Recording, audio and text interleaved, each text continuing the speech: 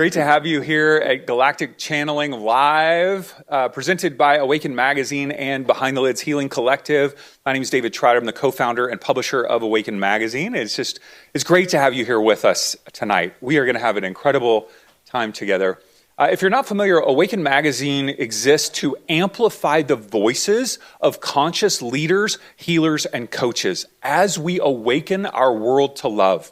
We started the magazine a little less than 2 years ago, and it is designed to help those individuals who are doing great things in the world spread their message of love, transformation, healing, awakening, because if I can help them do that and they can reach more people and gain more visibility, then that means more of our planet will be exposed to these incredibly wise people and the healing gifts that they have. And that lights me up. That makes me excited. That's the whole reason why we did it. And those faces are just a few of the many people that we have profiled over the last couple of years.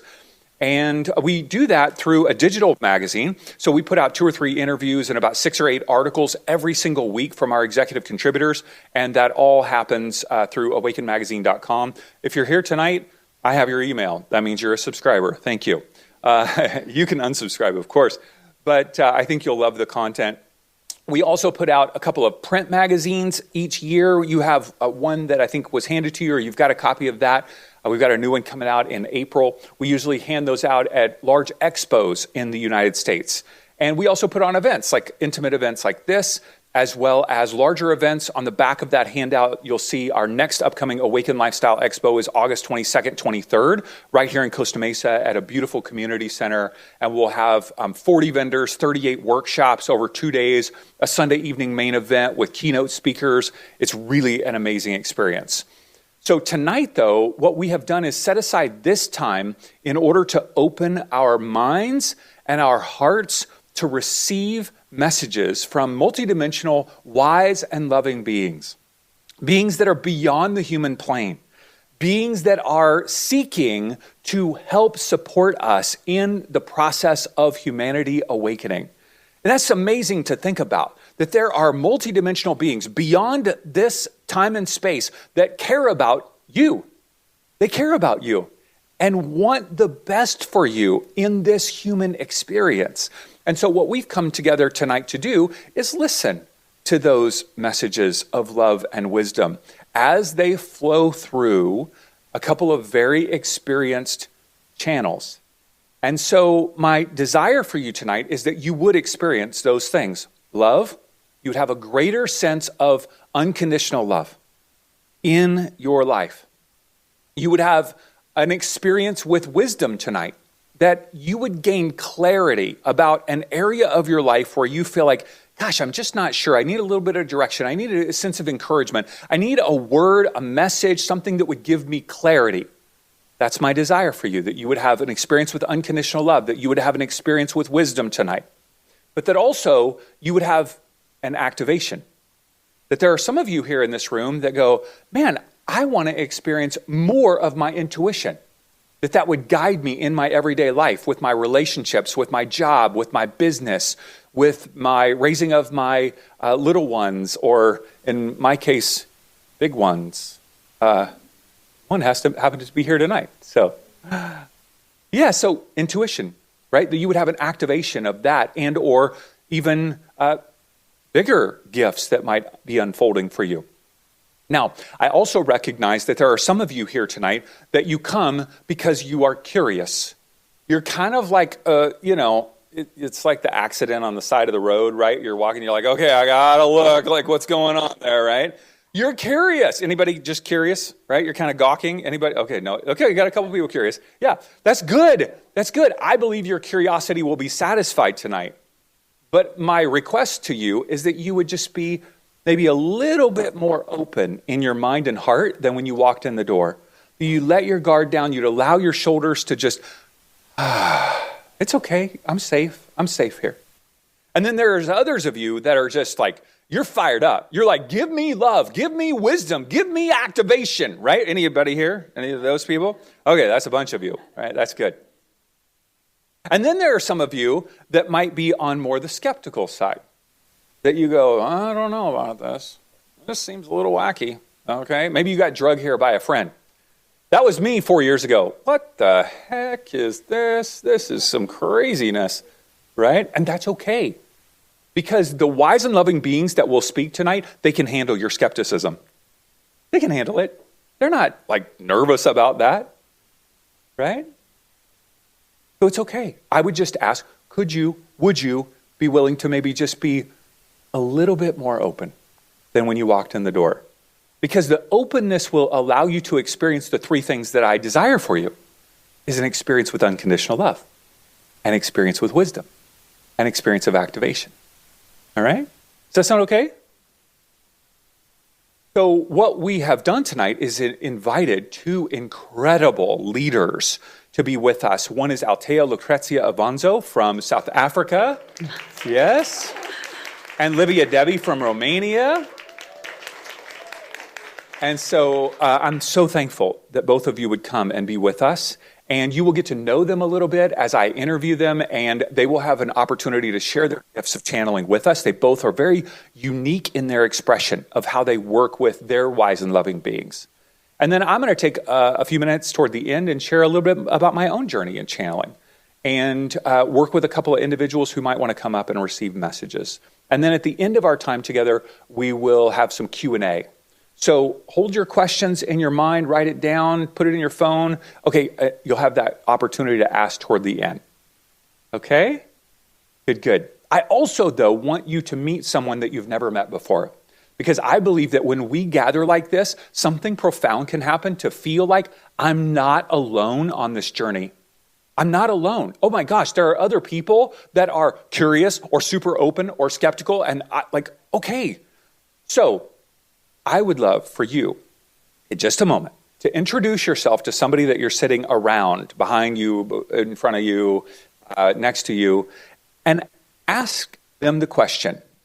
If there was one area of your life that you need a little bit more clarity on, a little bit of clarity in a particular area of your life, and you could get that clarity tonight, what area would that be?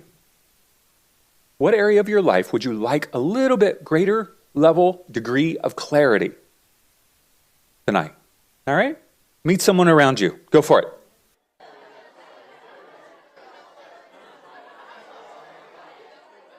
Okay, good. You got to meet somebody new, right? Yes? All right, good. It sounds like you guys are having a good conversation.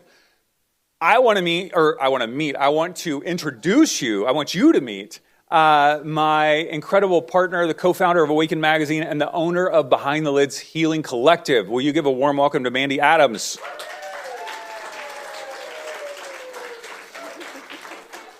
Hello. Mandy, will you tell us about Behind the Lids, what it's all about, what can people experience here? Go for it. Yeah. So Behind the Lids Healing Collective. Welcome, everyone, by the way. It's so great to see you all here. This is a place where we gather for healing and community and growth and expansion and love. So every week we're here doing classes and just coming together and making friends and, just expanding our awareness and learning something new and feeling better and helping each other. I can keep going. and what kind of classes are we talking about here? We do breathwork classes, sound baths, cacao ceremonies, all sorts of different things, workshops, facilitator trainings. Am I missing anything? A retreat. Oh, and our upcoming retreat. We do retreats here a couple times, sometimes twice a year, sometimes once a year. We do have an upcoming Sedona retreat. Raise your hand if you are going to Sedona with us this year. Yes. Yes, we have an upcoming Sedona retreat. So it's just all about healing and love here and growth.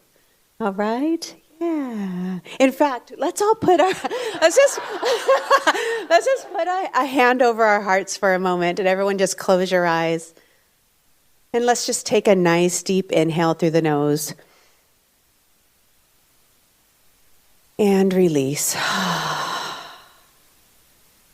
One more inhale. And release.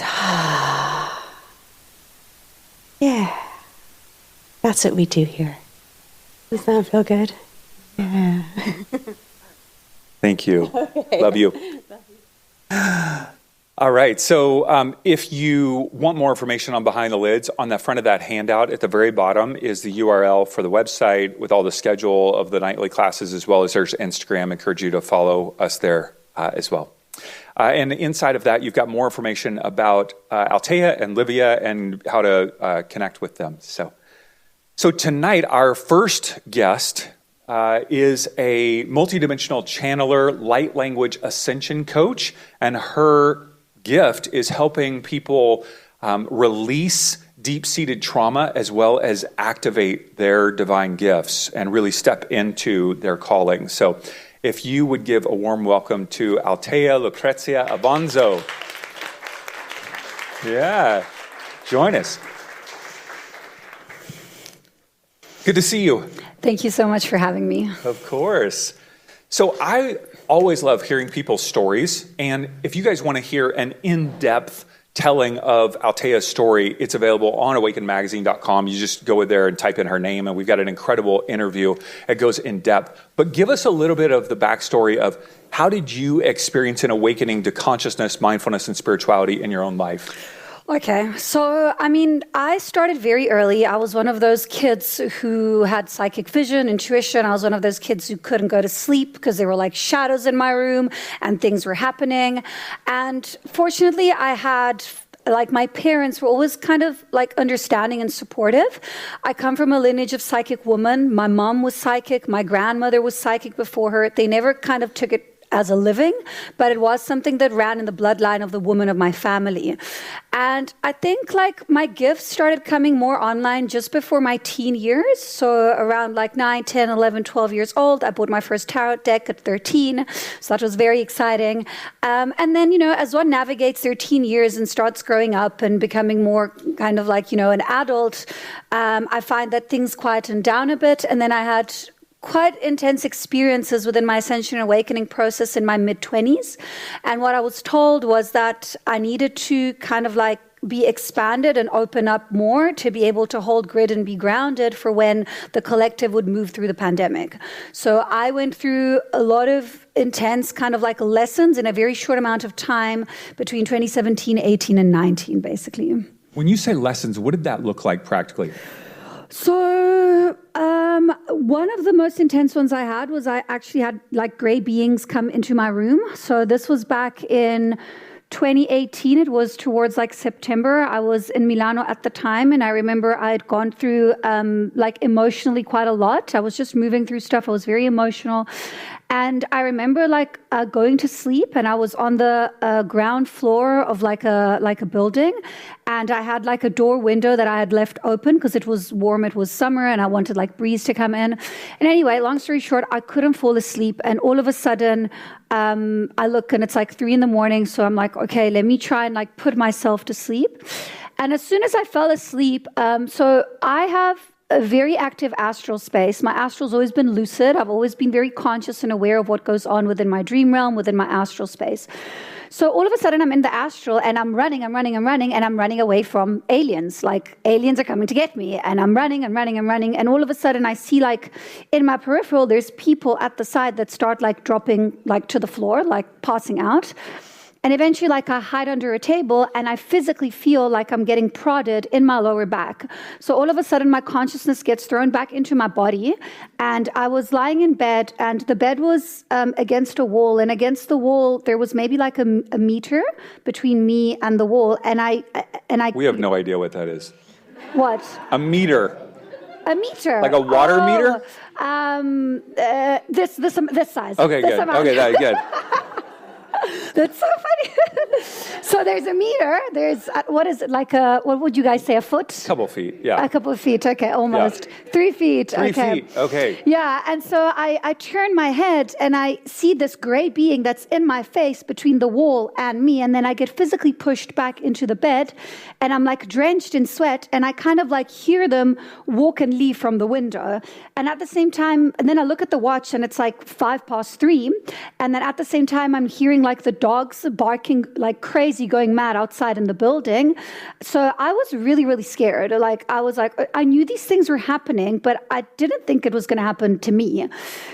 So I wasn't able to sleep the whole night. The next day I had a flight back to South Africa. I was in Milano when this happened. So I went back and I found a QHHT practitioner. So I did I did the most, common thing that someone would do I was like, can you take me back there in hypnotic regression, And I think I contacted 5 or 6 different hypnotherapists before I found one, because that's, aliens, can you help me get back there? They're like, no, we help people quit smoking. I've never heard of it. And eventually I found a woman who had been a psychic for 9 years before that. And so she took me back in the quantum, and what happened was extraordinary. So I was sent back as my higher version of self, and I was looking at myself down on the bed. I saw there were 3 different gray beings. There was one at the side of the bed that I saw physically, one at the foot of the bed, and one next to the door window. And I basically commanded them from my higher version of self within the quantum realm to leave. All 3 of them turned and looked at me while I was lying there in bed. So I was like, okay. And I said to them, you need to leave. I'm a sovereign being. You're not allowed to be here. I don't know what you're doing, but you need to go. And they freaked out. They were like, oh my goodness. Okay, this shouldn't be happening. She's not supposed to be seeing us. We can't be seen. This is not what we signed up for. We need to leave. And then they left. And so I was kind of like, okay, how do you go back to living a normal life after something like that, And what happened was a very deep perception switch within my reality. And I understood, I'm like, okay, if these not so good beings are around, there must be the really good ones as well. Why don't I try and connect to those? So that was one of my pivotal experiences that I had that really opened me up. And so did you then start to try to connect with more loving beings? Yeah. What did that look like? Well, I would meditate for very long. I would meditate for long. I would sit. I would call in. I had a colleague of mine who at the time had already gone through her ascension awakening process about 2 or 3 years before me. And so I was in touch with her a lot. Really just sitting, calling in. I would sit in ceremonial circles as well with colleagues and work with in other spaces. I was already Reiki trained. So I had kind of a basis of Reiki as well that I had done maybe 3 or 4 years ago. So I was already working with energy. I just wasn't necessarily working with high dimensional beings yet. Mm-hmm. And so at what point did light language enter your experience? Around about that time, it was about 2017 to 2018. First, kind of the movements activated, with my hands. When you say activated, giving practical, how did it happen? My hands just started moving. Were you on medicine or not? Sometimes I was and sometimes I wasn't. So I had a very intense activation, but I was on medicine, but I was lying down in process, and I remember clearing a lot. And then I remember sitting in a medicine circle, but I wasn't personally on medicine, but other people were. And I remember activating there, and then my hands and movements activated. And then it took about 2 to 3 months for my throat to break through. And I knew about light language because I had work done on me from about 7 to 8 light language channelers within a context of an event in the middle of the desert, and they all worked on me at the same time. So I had a very big opening, and then a few months after, my gifts started coming more and more online. But it took a while for my throat, because I remember I was still smoking tobacco at the time. And I remember I had all this information coming through, and I was feeling like I was so up there that I actually needed the tobacco to ground me and to keep me present and to keep me anchored. And then eventually when my throat opened up, then, that attachment released, and I let that go. But it was a process. I would say that it fully really anchored in around, end of 2018, early 2019. But it started around 2017. And when it came in for the first time, was it intense, or was it just kind of trickling in? What was that experience? No, it sounded so weird. It was blah, blah, blah, blah, blah, blah. So this, I want to also make this very clear. When you look at people online who put the channeling and the light language, we put our best work out there, It hasn't always been like that. When the channel first starts and it comes through, it can sound really weird. It doesn't always sound as refined as the work, that we put out there and that we put online. So it took a few months for it to kind of really anchor into a language. And even now, if you go back and look at my YouTube videos from around that time, it still sounds different to what it sounds like now. Mm-hmm. So for somebody who's not familiar, what is light language? So it's basically a direct expression of the soul. I like to see it as the new technology that's coming in and assisting the collective. It works beyond the constraints of space and time. So I can channel now, but you can receive tomorrow, or you might have started receiving yesterday. It basically works in the quantum realm. It's an expression of the soul, and this new technology that's coming in to assist. If you imagine like the speaking in tongues that's been around since forever, that would be a more earthly based, infused frequency. The light language would be that aspect, but more galactically infused. Describe the difference between more earthly infused, galactically infused. Well, earthly infused would be your more kind of like elemental, elven beings, the trees, So it would probably be a more deeply rooted sound. It would be a vibrational frequency that's more aligned with Gaia, with the earth. Mm-hmm. Meanwhile, your galactically channeled light language would be more aligned with maybe specific star system based on the individual's DNA. So I first started speaking in tongues when I was 18 in the Christian context. It sounded kind of weird, like you talked about, and then it really started to flow. And then I set it aside when I was a Christian pastor for a decade. A lot of evangelical churches here in Orange County, they're not really down with speaking in tongues. It's kind of like turns off newcomers, like freaks them out, you know what I mean? They're like, let's hold off on that. So then 4 years ago, I stepped into an atmosphere where light language was flowing. And I was like, oh my gosh, you could do that here. This is amazing. But literally right there on the floor during a 5-MeO DMT session, I had that expression come through me involuntarily. Mm. I couldn't control it. It was flowing through me like I just couldn't stop it. What was happening to me? I had that as well happen to me when my channel first opened. So sometimes what happens when your channel first opens, because it needs to really be open, it gets blown open. So it's kind of like becomes like that. And then it takes, time and mastery and practice and skills to have it kind of like that. And then you can learn to fine tune it. Because if you imagine our system and energy field, we're a perfect machine. You have an antenna. And then how you choose to tune in and out of that frequency can really help you access the infinite abyss of information. But sometimes it happens for the channel to really open. It needs to be blown open, especially when you're working with different like medicines and plant medicine. Yeah. Mm-hmm. So when you are working with a client one-on-one, I know you do trainings, you do all sorts of different things, but what does that look like? What are you doing for a client? And what's happening during the light language process? What's happening within you? What's happening within them? It depends. Like, obviously, every individual is different. But generally in my session, like in an in-person session, I'll have someone come in, whether it's a first-time client or someone I've already seen. If it's a first-time client, I will just ask a little bit of background information, if they have any intentions. And then depending on what I feel like is needed for them, I generally work inside a copper pyramid. So I've got a pyramid that's about this height and it's got a square base, and then I either sit them or lie them in there, and then I'll just open channel and whatever is needed will come through for them. Sometimes people shake, cry, cough, burp, gag, yawn. They're just clearing energy. Sometimes they fall asleep completely. Sometimes they're like in and out of consciousness. Sometimes they have visions. It's different for everyone. Yeah. Mm-hmm. And what are the spectrum of things that you are trying to help them with? Like, it's not just one thing, but like, what are the possible outcomes that would be beneficial to them? Well, I mean, it depends. Like, I work with my Galactic team and their guides, so I work with both teams together. So whatever is needed for them at that moment in time. The full integration of the light language can take up to 3 weeks. Sometimes it helps with physical ailments if they have. Sometimes it helps with opening up the chakra system. Maybe they have specific blockages. Sometimes it's literally just clearing.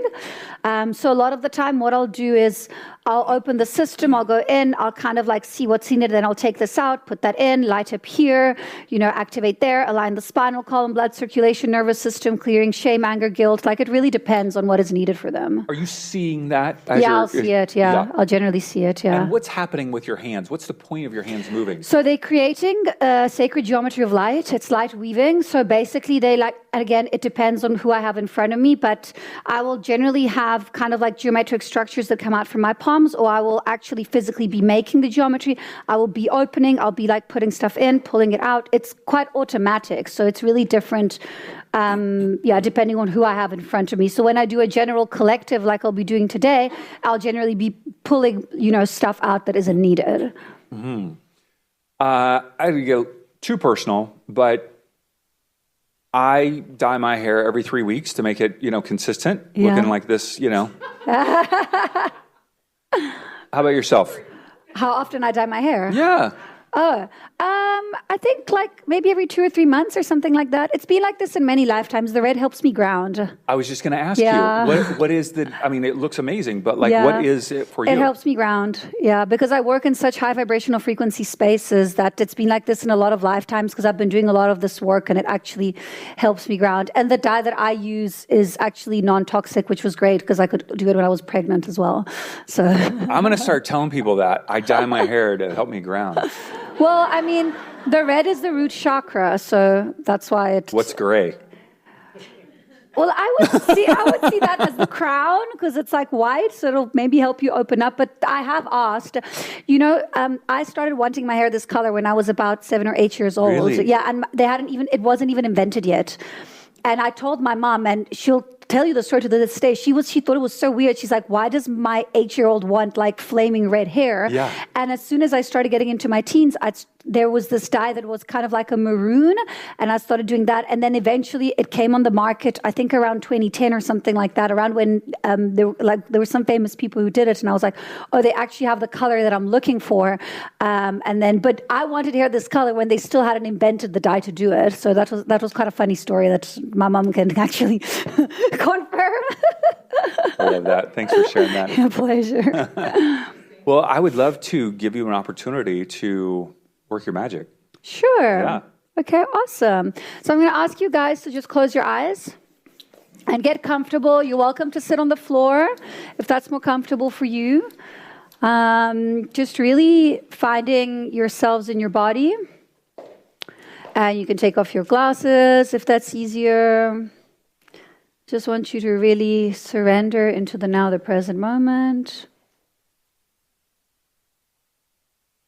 As you find your comfortable breathing rhythm, with every inhale you breathe in light, and with every exhale you release all that doesn't serve you anymore. And I want you to just let go of any preconceived expectations, of any thoughts, any worries, anything that's been on your mind. I want you to just be present in the now moment with the body, without trying to understand, just feeling the system and energy field. And as we call on the Archangelic Collective, Michael to the south, Uriel to the north, Raphael to the east, and Gabriel to the west, we call on Archangel Metatron with his blue cloak of protection from above, and Sandalphon to seal the grid from below. As we call our higher selves, our spirit guides, anyone else who wishes to be present for the greatest and highest good, you're welcome in this space. I do invite you to keep your eyes closed. Shakruaya Shiana Asiera Taratra. Atahaishia Saraya Taharia Sierra Taratra. Hatrahasia Shie Korokoraya Trat Kria Sierra Tra. Yashie Koro at Kria Siek Uraya Trat Kria Uraya Sierra Trat Kruara Tra Siak Aro Uraya Tra. As we surrender, Kiero Korokoro, opening systems, opening na Hashia Saraya Tara. Tria Tata. Tatai shiro uraya sierra tara tria kiro uraya sierra tar uraya sierra tra tria kuruk uraya tret uraya si anaya rea triat oro isera ter ara isera tra ishahusaya tria kurayo na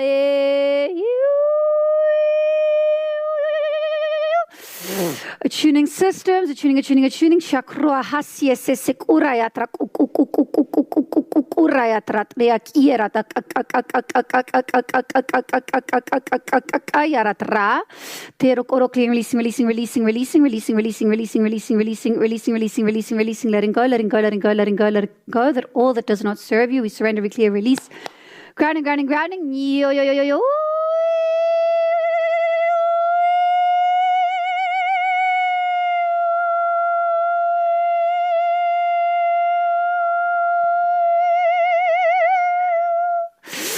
Shahasya naratra tra tra tra tra grounding anchoring kiro koro koro koro ta ta traya siro koro ko aishanaya tra tuning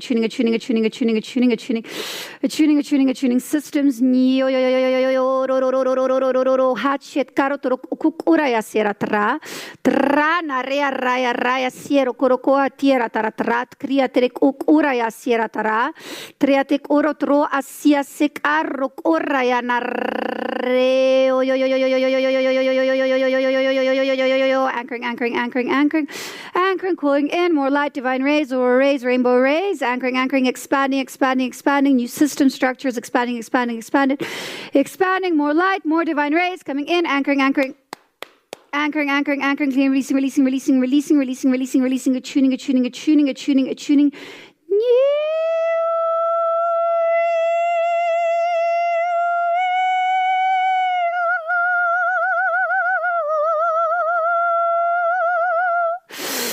Shasya trea kuroko crea krasia sekura yatra trekura yasera yatra trea kurok unare yatra as we call in more light, more divine rays, calling in more light, anchoring, clean, releasing,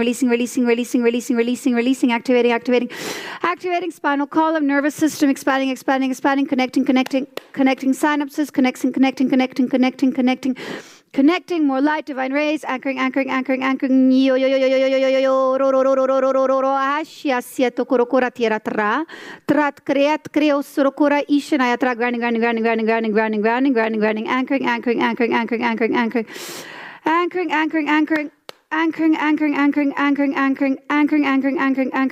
shiakrua ishirayatra.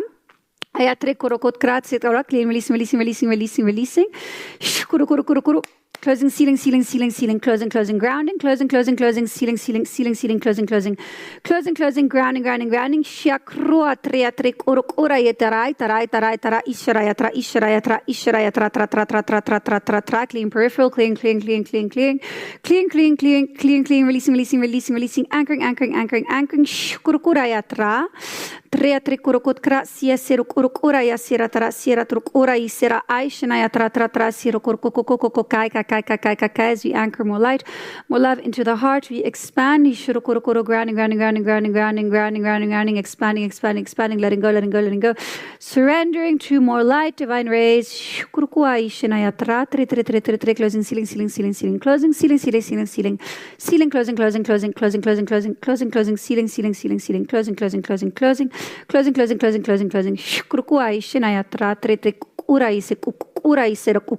Uraisera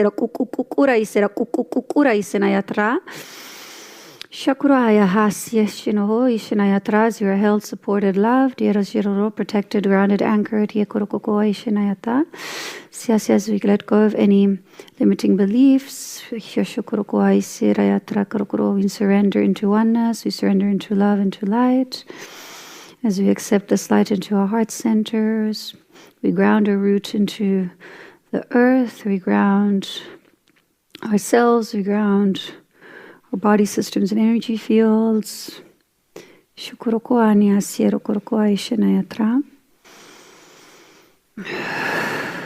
And as we take a few deep breaths, we can come back to the now and the present moment, or we can stay in process a little bit longer.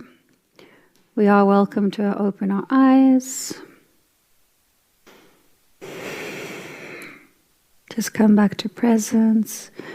You can feel a little bit dizzy and spaced out when you get back. And just finding compassion for yourselves.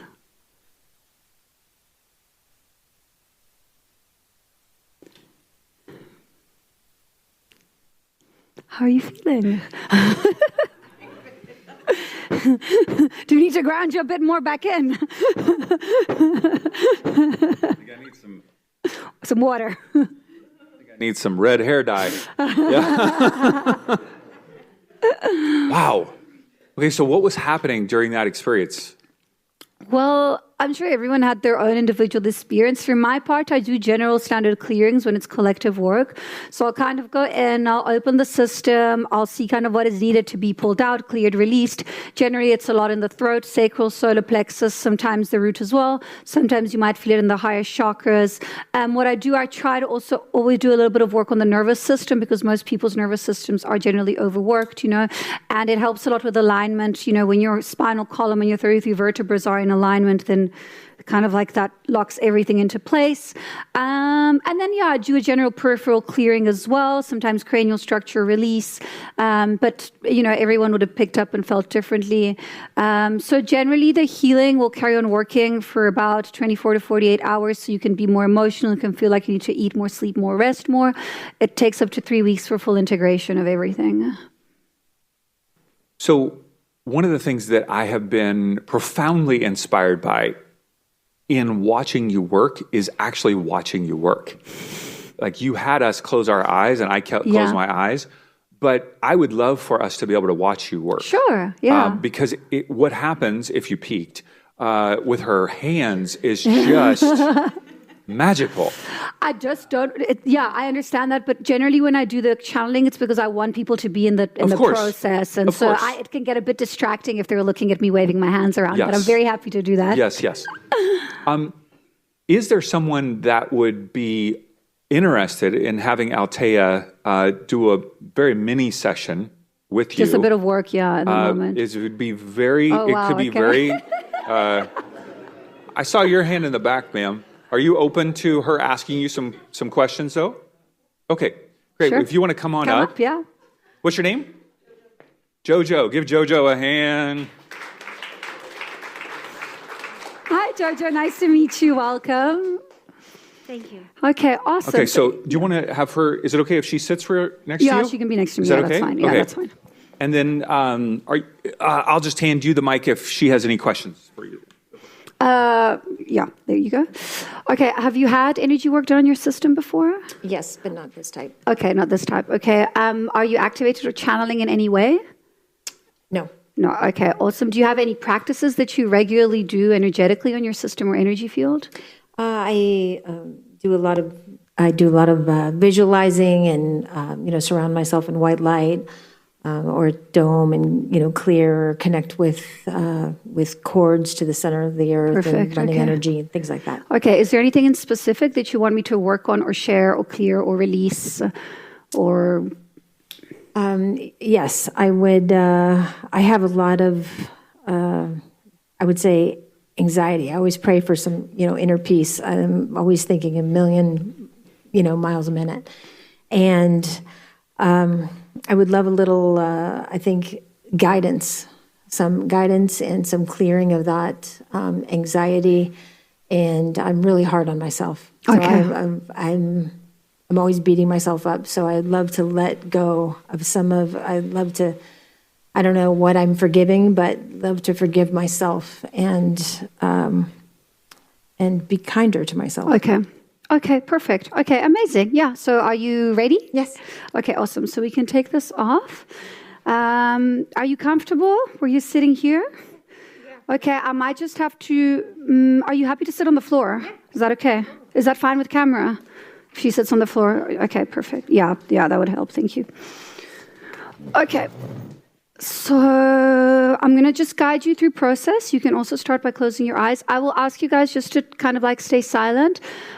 You're welcome to look, but I think it will be nice if you can also hold space and hold light for Jojo so that we, this is, we all connected. So even if it's me working on her, we all collectively working in the space, okay? So I'm just going to ask you to close your eyes and anchor into the body as you find your comfortable breathing rhythm. With every inhale, you breathe in light. With every exhale, you release all that doesn't serve you anymore. So you relax body, system, and energy field. You stay in a space of openness and oneness. Deep breath in. And release. And again. And again. I want you to just clear your mind. And And I want you to just call on anyone you feel called to call in your mind. And as we call on the Archangelic Collective, Michael to the south, Uriel to the north, Raphael to the east, and Gabriel to the west, we call on Archangel Metatron with his blue cloak of protection from above, and Sandalphon to seal the grid from below. As we call on our higher selves, our spirit guides, anyone else who wishes to be present for the greatest and highest good, you're welcome in the space. Shiano korokot tara tre tre tre tre korokot krai sera ta ta ta ta ta ta ta ta ta ta ta ta ta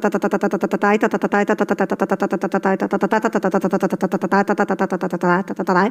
Yeah, you do have a lot going on around your head.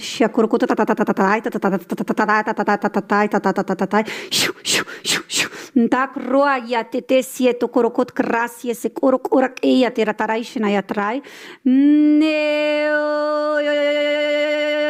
Takarai sero kukurai sera ya tratre kukuai sera ya tratre kukukukukukuna ya sera tra. Shukruku.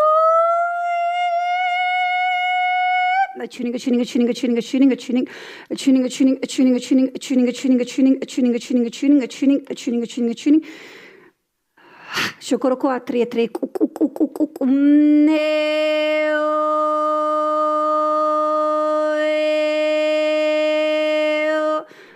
Shakoroko asia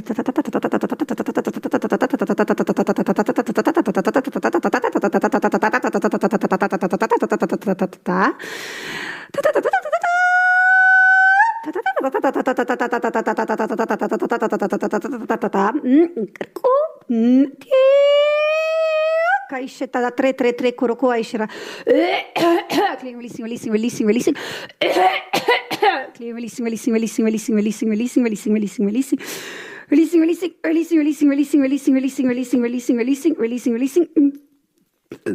Takurokuro treke kukuai se kaka yeshiratra. Shukru.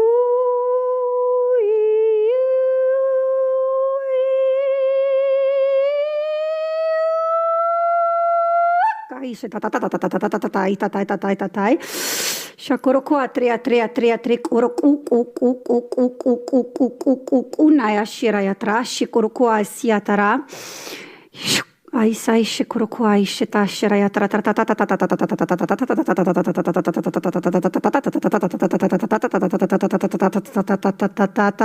sieta karati kokoko aishia.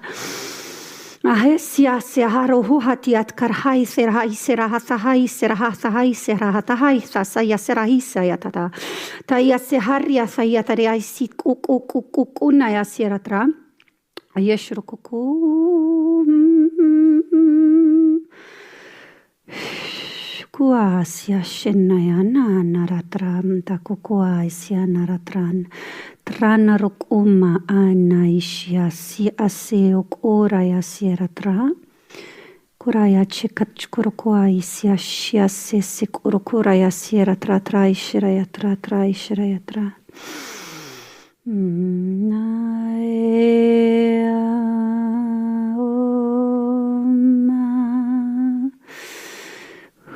Kura shika kuai shina hashiarata hashirayatra takai sharayatra kakai sharayatra kakaro kuai sharayatra kuai shiroyu kukuai shiroyu kuku. You can gently start coming back to the body.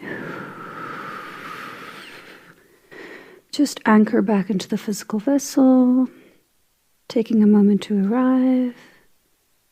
Whenever you feel ready, you can open your eyes.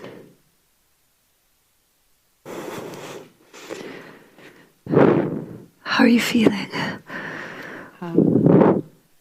Wow, that was amazing. I've never had a sensation like that before. I don't even know how to describe it. It's a little shocking. Yeah, if it's that's why I asked if you've had it done before or not. Because if you've had it done before, I know how deep I can go. We definitely cleared a lot. There was a lot going on in your higher chakras. So you basically had this going on. I kind of did this for you. Are you clearing some grief as well in the heart? Well, Well, I had a lot of childhood trauma. So I believe that that's stuck there. Yeah, it feels like you're going through a process of like clearing that, and it's moving through the heart center, and this is why it's giving you anxiety, because it's processing. So the anxiety is actually not necessarily a bad thing. If you can like manage it, you'd rather have stuff clear like that than, have like something more dramatic happen. So it's really a matter of learning to like self-regulate or co-regulate, kind of like, the overthinking. Do you do anything creative? Yes. Okay. Yes. So obviously when the anxiety comes, that kind of like might help as well. But I mean, there isn't anything in your system that I'd say, oh, it's like really, really off. Like what you're doing is great. Like your meditation, like you've got like quite a decent, good alignment, which is nice. And it's not often that I go into someone for the first time. I'm like, oh, actually like it's nice alignment, So whatever you're doing for your system is good. A little bit here needed to kind of like be worked on. I did a little bit on the throat. How are your boundaries? Probably not great. Yeah, well, yeah. So that could be contributing with the heart as well, because, like these are connected and, we want to try and speak our throat, what is coming from the heart. So maybe just working on that and making sure that they are both in alignment will help a bit as well. Okay. Is this something that I need more than one session or... Well, you can come back for more. Yeah, Yes. I will definitely assist if you come back for more. But I mean, it's down to your own individual kind of like, what it is that you feel called to. No one needs anything, but you will definitely, even if this was like a 5 minute, you will definitely benefit from it already. And it's going to continue to process over the next... Yeah, you'll process for about 3 weeks. So I wouldn't be surprised if you have things come through in your astral space, in your dream realm. You might have stuff come... Because you're higher, they're open. Like, there wasn't anything that I could say that's kind of like blocking. Do you have a vision in your dreams? Do you remember your dreams? Do you have an active astral? Mm-hmm. Yeah. Because there's nothing there that I can say, oh, there's like blockages. There's just kind of like a lot going on. So I wouldn't be surprised if you start clearing through their childhood stuff as well. It might come through in your dream space. Mm-hmm. Okay. Yeah. Thank you. Thank you so much. Yeah. Thank you so much. I think we have time for one more. If someone might be interested. Yeah?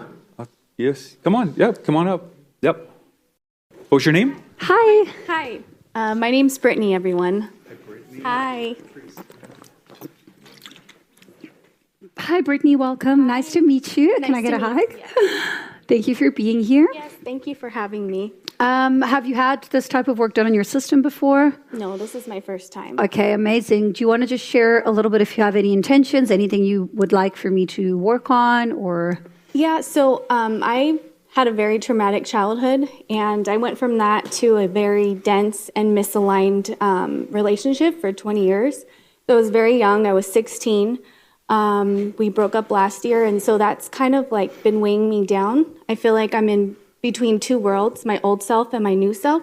So I really want to release that so I could really move forward with my life. Okay, awesome. So that would probably be in your sacral and lower chakras. Yeah. Okay. Anything on a physical level? Well, I am on the weight loss journey. I lost 100 pounds. Congratulations. So thank you. Well done. Thank you. So I want to continue that. I still have more weight that I'd like to lose. So, yeah. Okay, awesome. Okay, perfect. I think you can actually stay on the chair. Okay. Yeah, if you can uncross your legs, yeah. Are you comfortable? Mm-hmm. You feeling comfortable? Okay, awesome. So you can just start by closing your eyes and anchoring into the body. So you find your comfortable breathing rhythm. With every inhale, you breathe in light. With every exhale, you release all that doesn't serve you anymore. Are you okay with me touching you in certain parts of your body? Okay. So just gently anchoring. And as we call on the Archangelic Collective, Michael to the south, Uriel to the north, Raphael to the east, and Gabriel to the west, we call on Archangel Metatron with his blue cloak of protection from above and sound off on to seal the grid from below. So we call on our higher selves as spirit guides. Anyone else who wishes to be present for the greatest and highest good, you're welcome in the space. Here, takaraku anya shekoroko clear, releasing, shakoroko sherayatra, tratukora isena asiero korokot kraya siesek ora yetek eke na yarreatu ora asierayatra, treo korokot kratre kakai kikia na trea tre korokot clear. Releasing.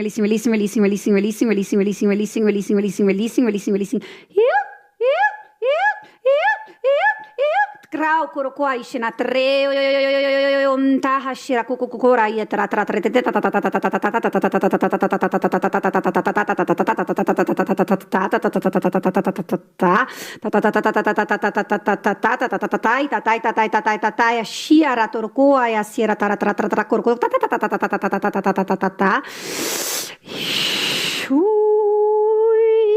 Atrea koroko asia se korokora ishera tra releasing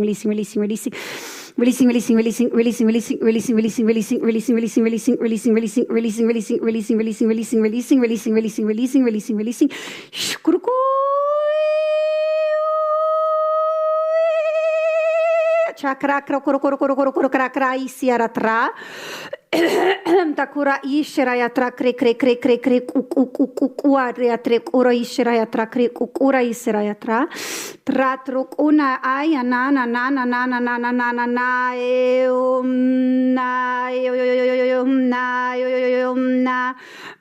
na korokoat kra isera yatra ku ishera yatra treo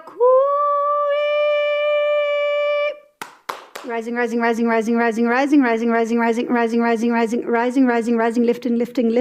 systems. Sharatra krokoa iseraya tre koroko atkieratra treatek unaya sina niana rea urayatra releasing codes of clarity coming in, anchoring.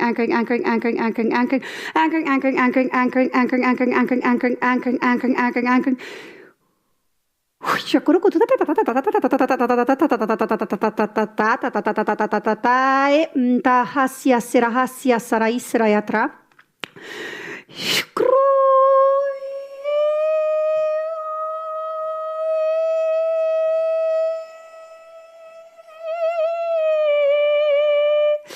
Nada hasya sukro. You are held, you are supported, you are anchored, you are grounded, you are loved. Katakarakuku anasye sakakakuruku nayasera taratara expanding.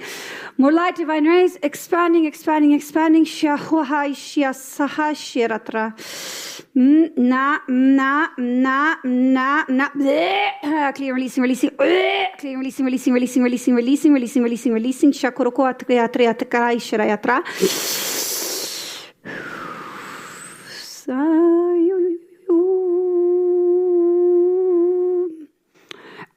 Takraki kuwa isasya sikuya siaratra.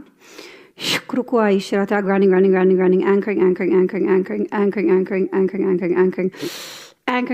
closing, sealing, closing, sealing, closing, sealing, closing,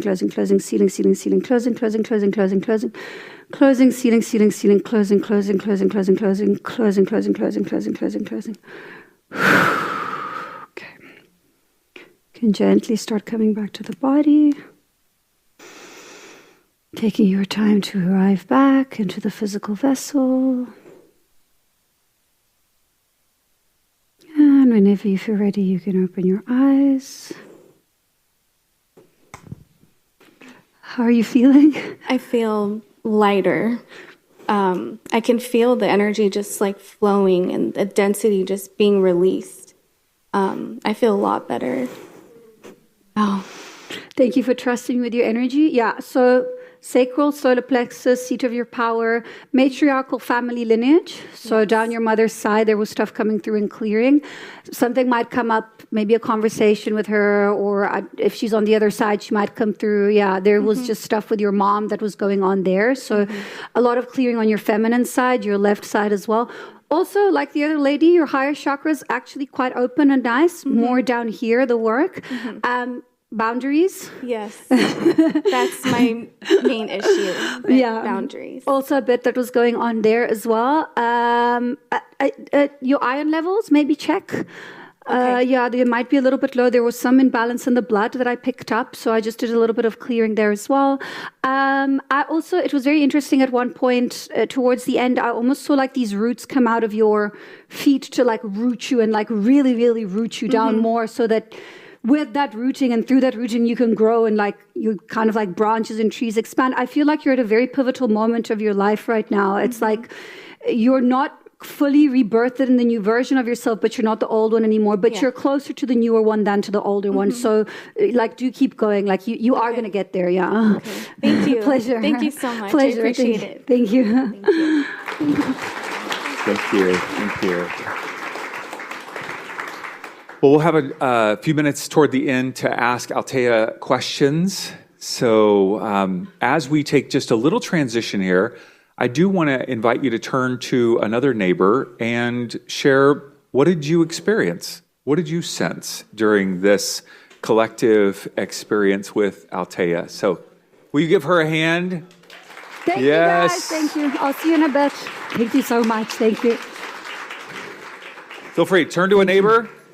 What did you experience? Take just a moment.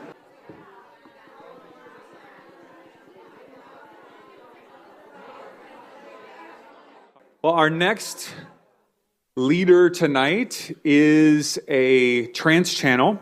She channels the 70 Arcturian Council of Light, and she is a New Earth leader, which I am excited to ask her about that. She is an author and a curator of a brand new book coming out in April called New Earth Leader. I want to get the New Earth Leadership, I should say. New Earth Leadership, Redefining Global Leadership for a Changing World. That'll be coming out in April of this year. And so you'll hear all about that on Awaken Magazine as well. So would you give a warm welcome to Livia Devi from Romania?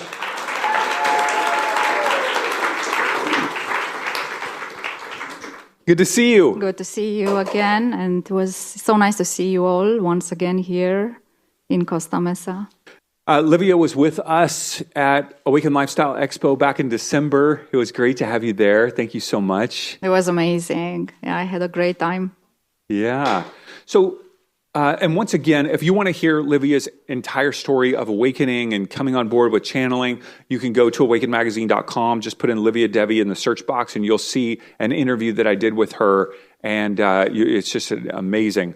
I actually might have seen you channel. You might have been the very first channel that I saw and experienced. And if you watch that video, when she starts channeling, my eyes went, I was like, whoa, what is this? This is amazing. So I just appreciate what you do. And thank you so much for being here.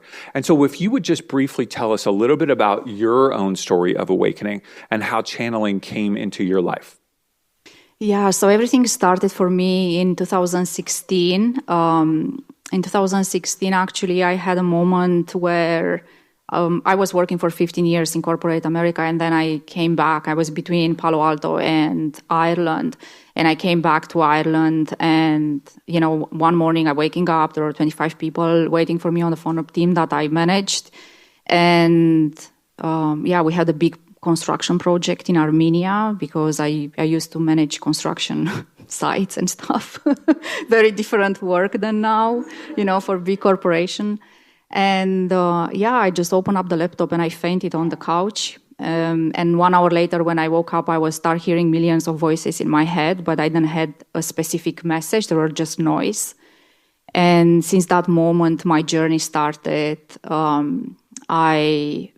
After 6 months into that process of hearing voices and being helped by someone that was an earth angel, because I cannot actually explain the alignment of this incredible person that actually guided me through the process to understand that I don't have a mental problem. I'm not bipolar, but I'm just awakening. And he introducing me to this another reality world. And I mentioned that I'm tapping into.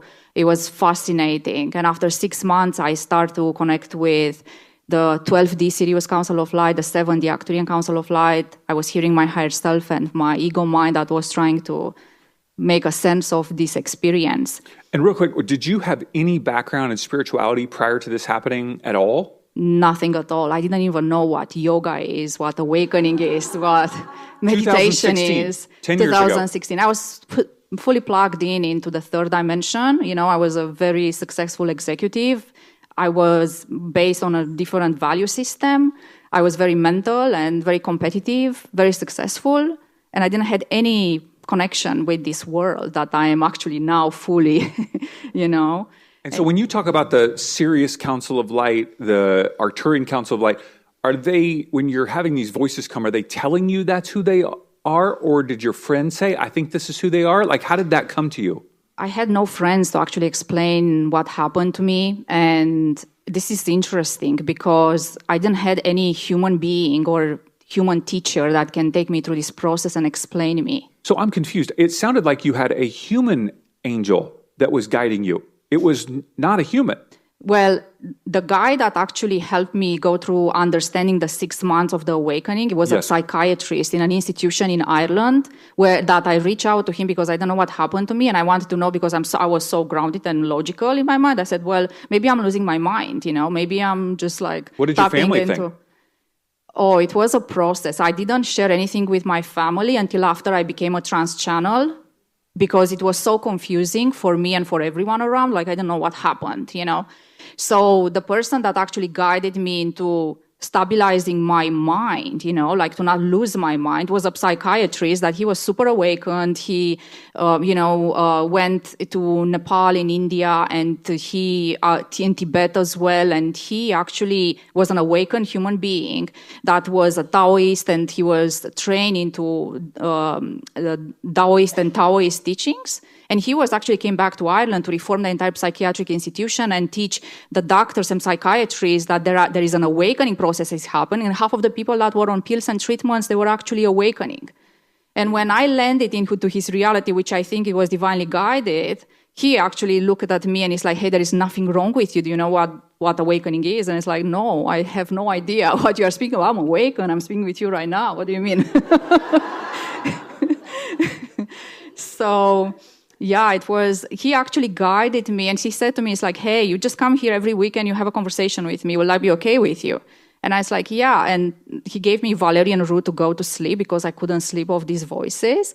So after 6 months of meeting him, I actually took a break. Like I said to my manager, in the corporate, I was working for an IT corporation at that time, what's happening? And he said to me, it's like, hey, I don't understand what's happening with you, but just take 6 months off and come back because we need you back, So after 6 months, I started to, when the Sirius Council of Light started actually taking over, because I was trained by non-physical beings from Sirius B for 1 year, then I realized that I cannot go back because they're already starting. The moment I started hearing all the million of voices in my head, there was a restart in my brain. So actually they push the restart button, and everything in my subconscious mind started clearing. And they were clearing everything. They were clearing all identities, conditioning layers, trauma. Like they start wiping out the disk, And after 6 months, while I'm finishing with my psychiatric friend that he's telling me when those 4 voices came,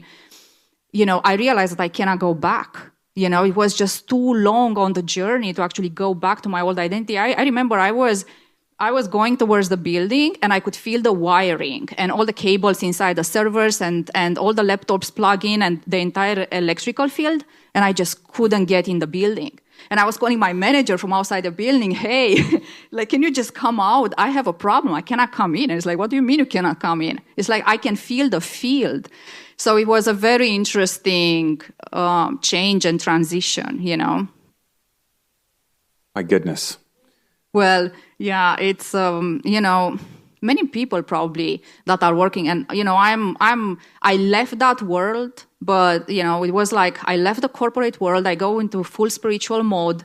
And then I went to the other extreme. And then, I am in between right now. Like I bridge with entrepreneurs and corporate people and spiritual community as well. So I understand people that are moving from the corporate environment into awakening and spirituality and ascension, what they are going through, So it's, when you are embodying fifth dimensional consciousness and you go through this massive process, you at the beginning, when someone awakens and goes through the ascension process, you look behind and everything, and there is like a slight judgment towards what you left behind and how bad that is. But then when you embody fifth dimensional consciousness, you start to look at everyone and everything and how like people at different level of consciousness and where they are, and you help them on their journey, because this is what unites us all right into that unity field.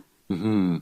When you talked about that the 12D Sirius Council of Light was training you, what did that training look and feel like?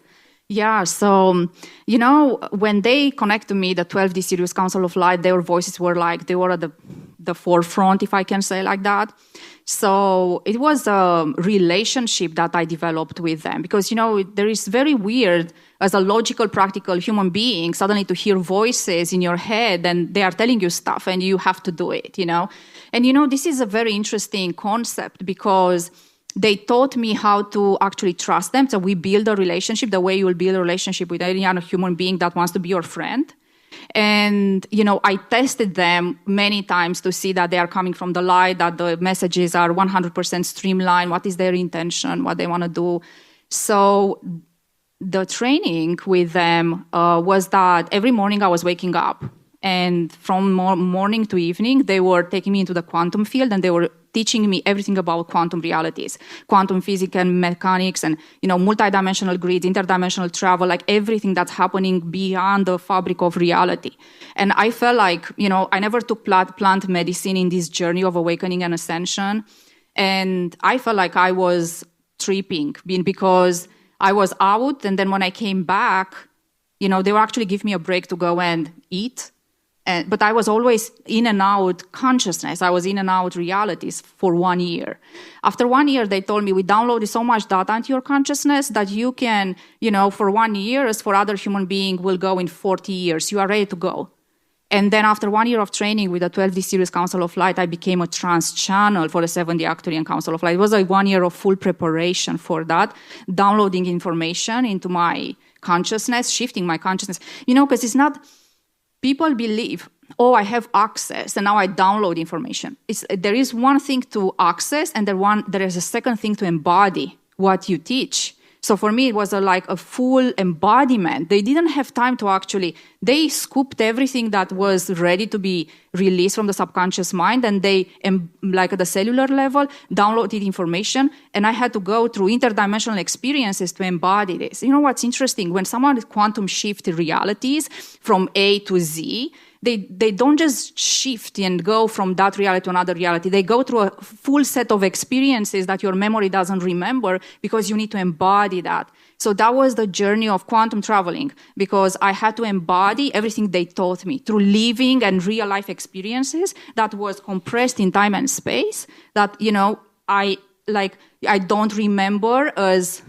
For example, they were taking a time in the quantum field is totally different. The time doesn't exist in the quantum compared with linearity. So imagine in linear time, if we quantify what happened, the experience in the quantum can be like years, while for me it was 1 second. So this is how we actually, this technology of quantum shifting realities and timelines is downloaded in my consciousness. This is how we shift people consciousness. This is how we work with our students, because they transform in a very short time. And, how can they transform in a very short time if not through quantum shifting realities and embodied experiences? Mm-hmm. You said that you became a trans channel for the 7D Arcturian Council of Light. Who is the 7D Arcturian Council of Light? What did that process look like? Did all of a sudden they just start speaking through you? Like, who are they? What happened? So they are an interdimensional consciousness. They are, an interdimensional consciousness that is involved in supervising and observing the evolution of human consciousness on planet Earth, that they are also helping, the expression of the Arcturian civilization from the 5th dimension. So it's an expression in the 7th dimension of a council of light, which is multiple souls within a soul group that are flowing through my channel because I'm connected to them. I'm part of that group of souls. And they also are helping other civilizations and evolve. This is not only about, us here. When you say that there's an Arcturian collection of souls, Arcturian, you said community? Not community, Arcturian. Soul group. Soul group. Where are they? So they are non-physical, yeah? They are in the 7th dimension. The 7th dimension is beyond this immediate reality that we see. It's a non-physical expression of consciousness, yeah? And, we can access, everything can be accessed within this space that we are now. Like all dimensions are here. They are not there or, behind Jupiter or something. It's just here in this space that we all share, yeah? We can access other dimensions is what you're saying, right here, right now. Yes, in this moment now. Mm-hmm. So the 7th Arcturian Council of Light is working through my vessel. And, I want to explain a bit the process because you will witness today for people that never saw me trans-channeling. So they flow through my physical body. My voice is changing more into a male voice.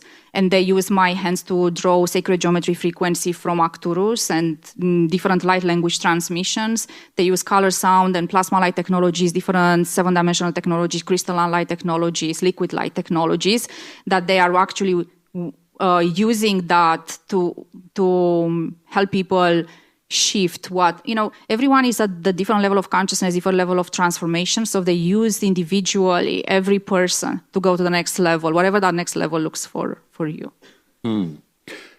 You speak words of English that they're communicating as you're channeling, part light language, part English. What is and I hear the reasoning behind it is that they're helping us elevate our consciousness, awaken.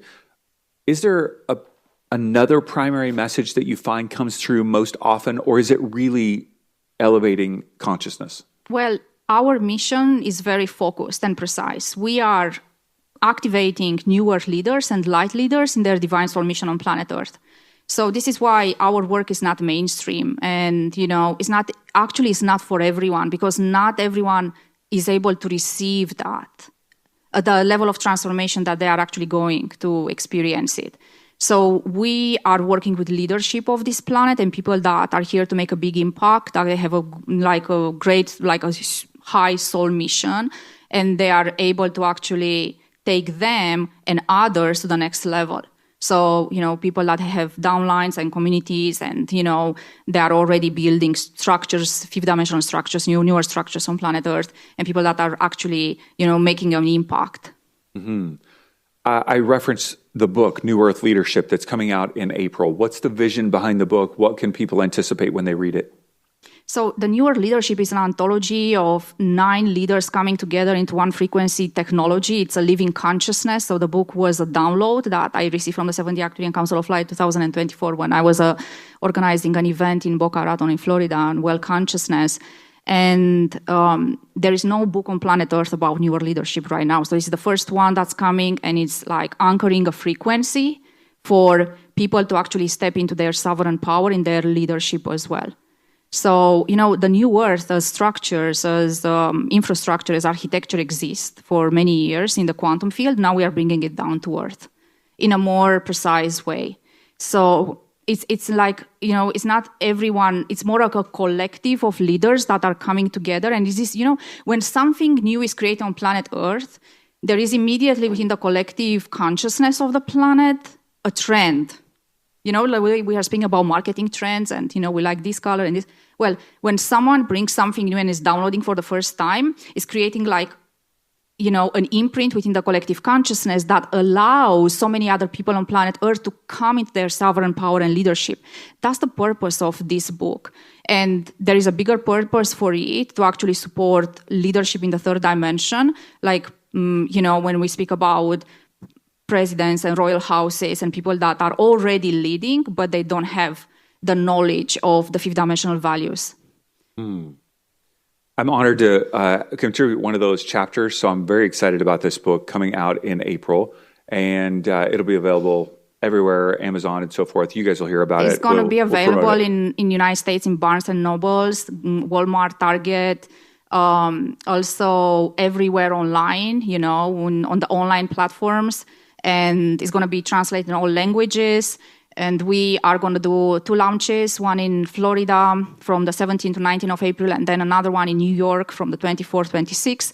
And then we will start next year international launches in many other countries, Canada, New Zealand, Australia, Ireland, Romania. Like, we start to take this book out in many other places.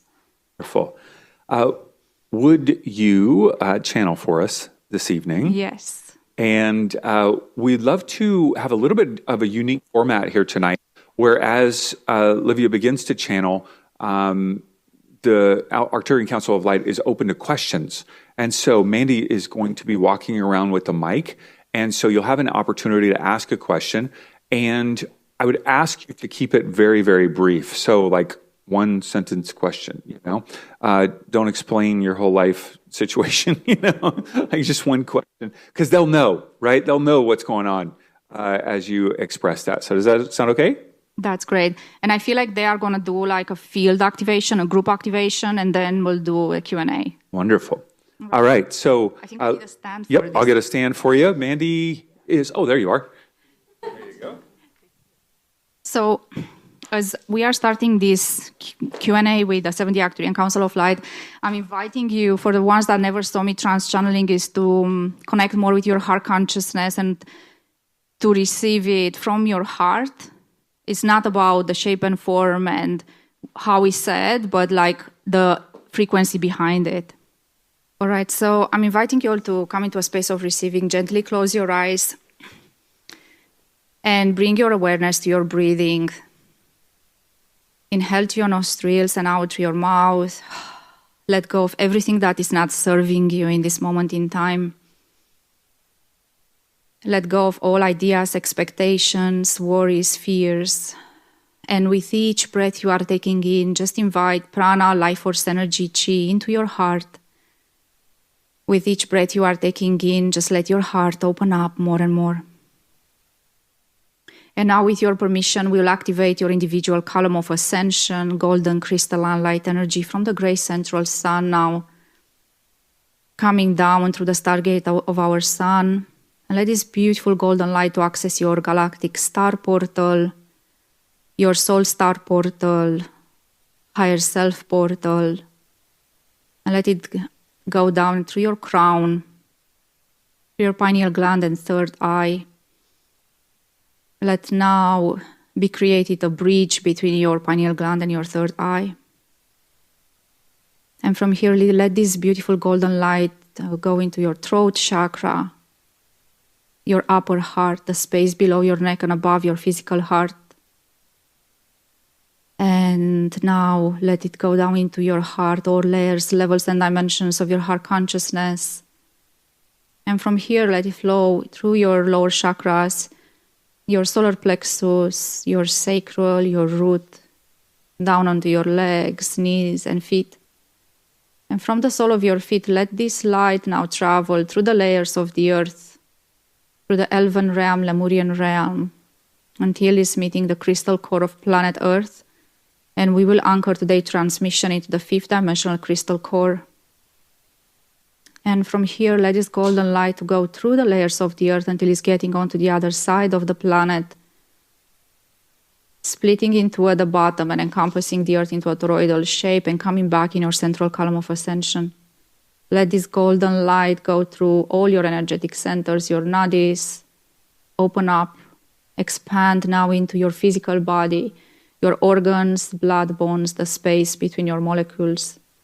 And from here into your aura, and let it expand now into your crystalline light body, your diamond light body, and your rainbow light body. And from here, let it expand more into your greater energy field, 5 meters all around you, front and back, left and right. Let this golden light now pierce through everything that is matter, and let everything around you dissolve. Let the matter reorganize around you as your consciousness will be downloaded into a new version of yourself.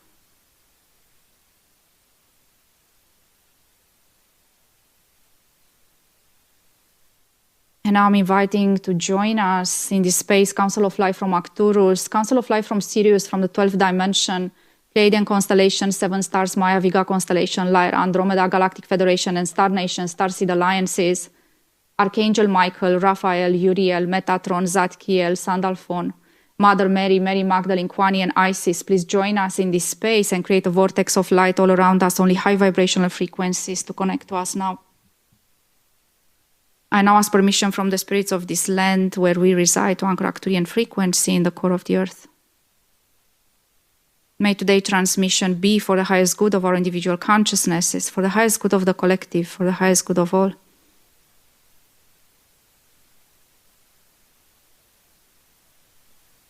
I now ask the 70 Arcturian Council of Light, my star family, to flow into my body now.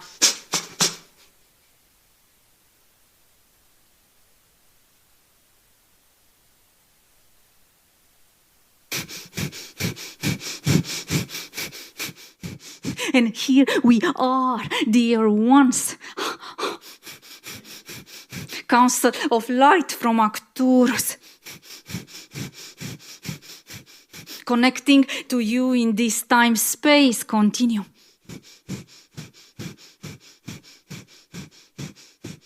We are indeed pleased to be here with you today, in your day of light. We will start with a little elevation for you to synchronize, because you are all in a different sync. So we are placing now on each and one of you and around this room a crystalline grid of light. Let it now connect to your nervous system.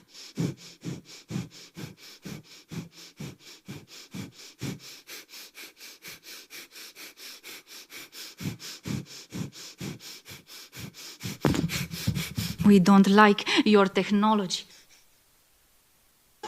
We'll use our voice.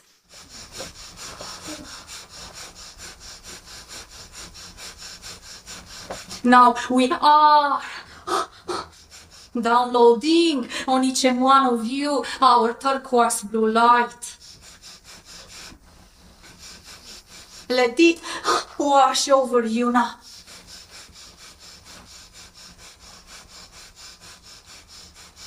Opening up now your heart consciousness, connecting all of you. Now all your hearts to beat as one.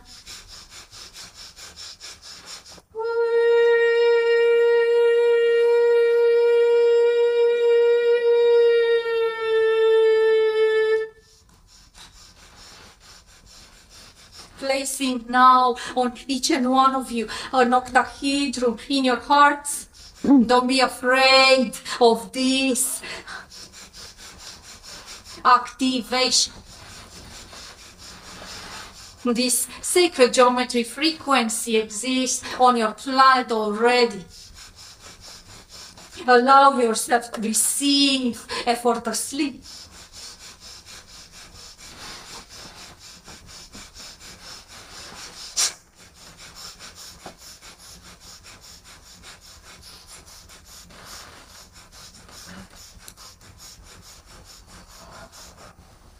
Itura yaka, atura yatu, isa, rayaka, inora yatora, adera, ikora aserenata yatora, akita ira.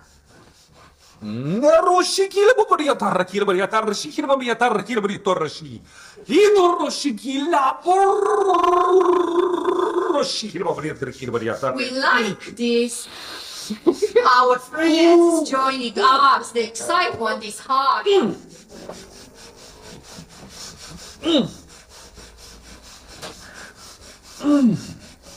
Dear friends from the dimension of light that we visit sometimes, guardians of scrolls and teachings. Tell us, what is your main message for this group here today? You are asking me? Indeed, we are. Yes. I want to first make known that I am speaking as the light of Christ. The light is shining bright within you. Yes, it is. The light is effervescent inside of your heart. The message we bring today is one of pure, unconditional love.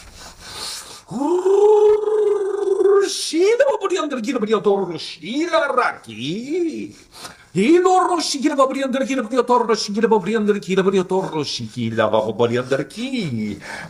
this love is not what you would define as a romantic love. No,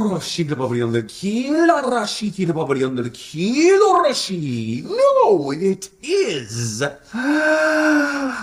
the willingness to be seen in the fullness of one's humanity and the fullness of one's divinity. And when one is seen in this way, you have experienced the unconditional love of what you call the universe. And this is one of the messages of today's gathering.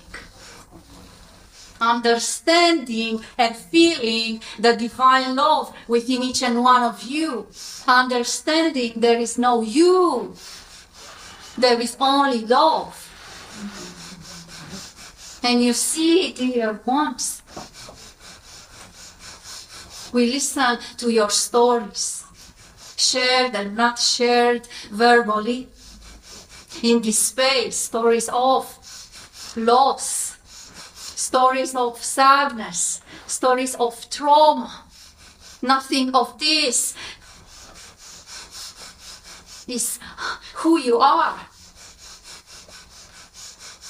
And even if you know that, you don't embody it yet, because you can only embody when you are experiencing the love that our friends are speaking about.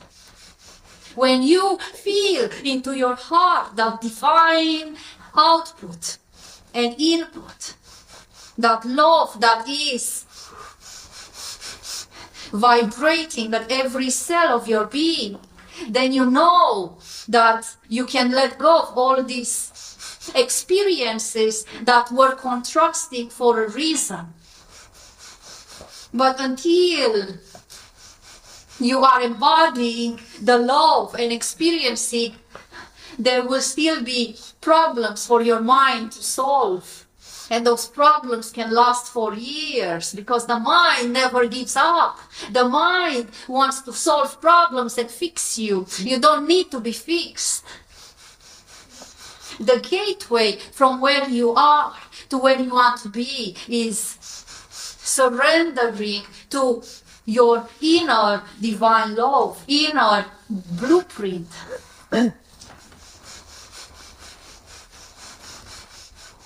Inner self.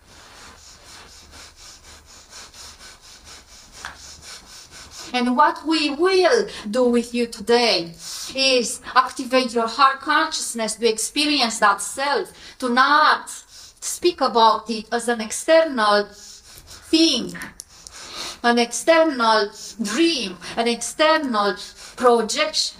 All these are illusions. External doesn't exist. has never been and will never be. So let's start now.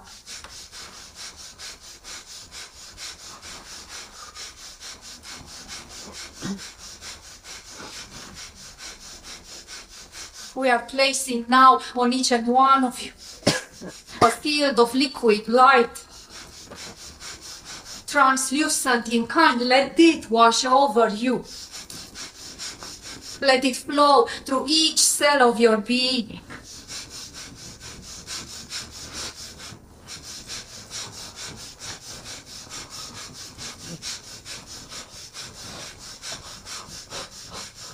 Expanding now your heart consciousness, connecting you to your divine self, higher consciousness, higher alignment. Let that higher come into your lower, into your body now.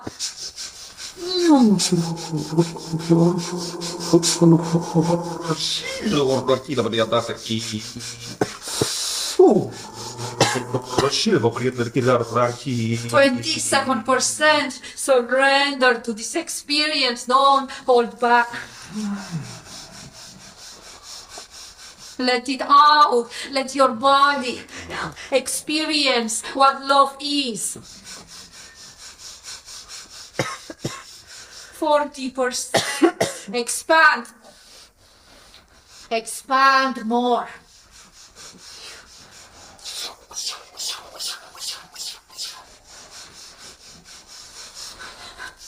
We are putting this liquid light to the back of your hearts now, in between your shoulder blades, opening up, opening up.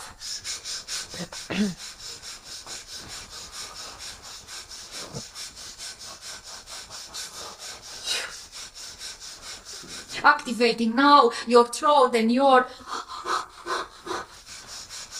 third eye chakras.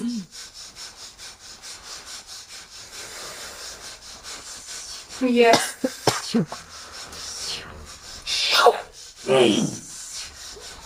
Many of you are afraid to speak your truth, to stand into your power, to use your voice. Your voice is sound. Sound travels faster than anything else. Sound creates worlds. Let your throat open up now.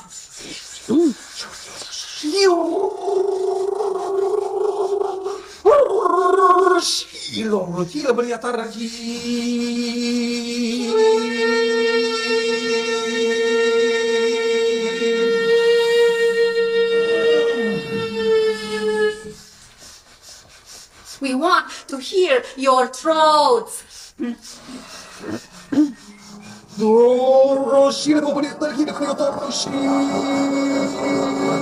Higher. Yes.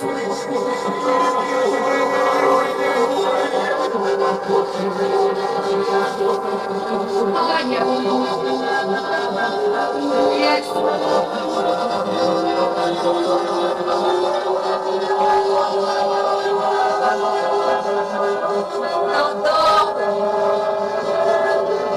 Yes. Straight into your root chakras now.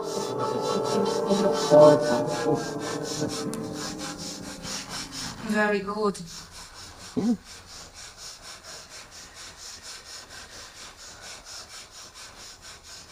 We are feeling now your hearts. Connecting your throat with your heart to speak only from your heart. Iturayat atora yakasta iso issa itarayatora kase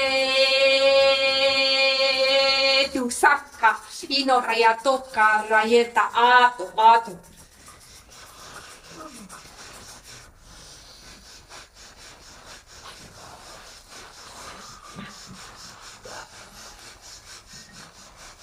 Now one last thing. Activating your sovereignty. When we scan this field, the sovereignty is at 15%. How can that be possible? How can that exist? Why you are not in your power? Why you are not calling your power back? Where is you? Fragmented through time and space.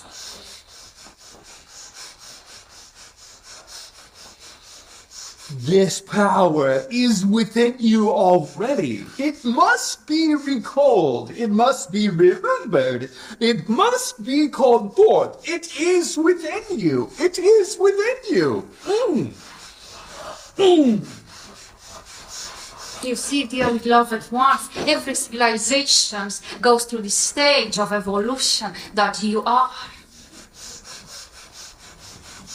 The children of God's source consciousness awakens. The inner child is free, fully integrated within the human adult, which is integrated within the higher self, which is integrated within the self and source, God consciousness. So you have the opportunity in this lifetime to walk as God walks before. But many of you still choose to stay in realities and densities that is not serving your evolution. Because many of you believe that when you will evolve from child consciousness into higher consciousness, you lose your innocence, you lose your wonder, you lose the joy and laughter. But the more you evolve, dear beloved ones, the more innocent you became, the more pure you are, the more joy you are experiencing, and you are laughing with the universe. We noticed on your planet a resistance towards awakening, towards ascension, because this process, it brings you into power, into responsibility, into interdependency. So a child is codependent of the mother and the father. But when you are becoming independent and interdependent, you are becoming the child of God, of the universe. So don't be afraid to evolve. Don't be afraid to let go. Let's activate this sovereignty now.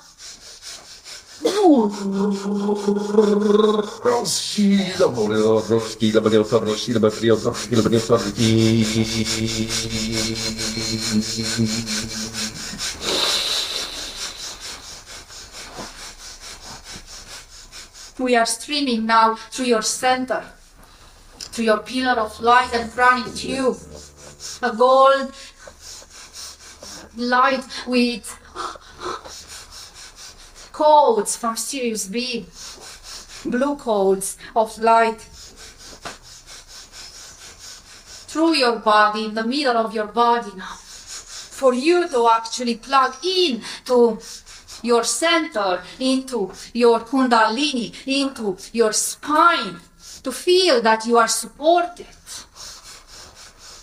that you can walk alone and alone with others.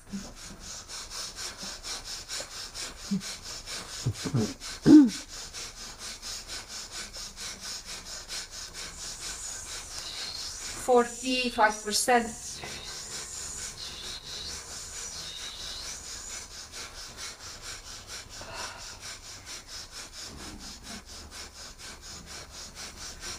%50%. Let this golden light to move up and down your spine right now. Outside your crown. 60%.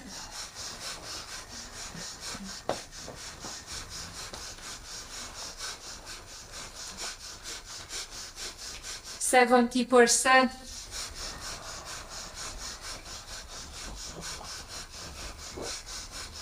Now we are streaming straight into your heart. A pink light to open up more and more.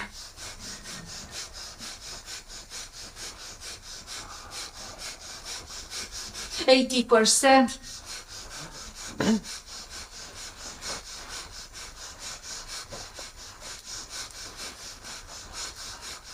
%.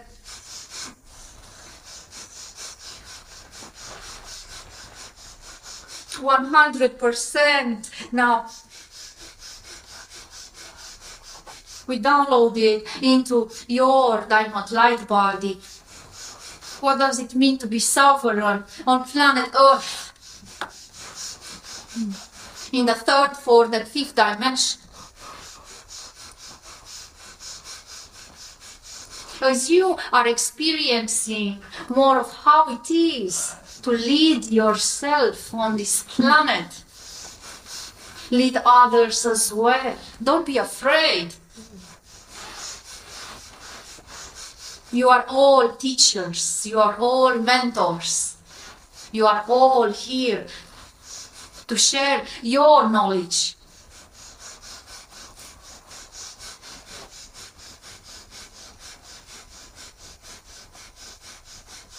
Now, we would like to ask us and our friends here some questions.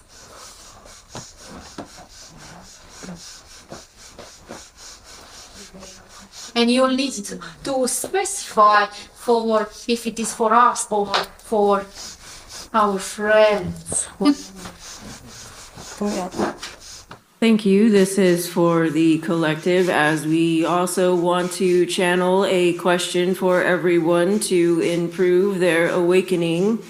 How do the human conscious collective improve and enhance their own DNA system on their own track? How do you teach these humans to fish?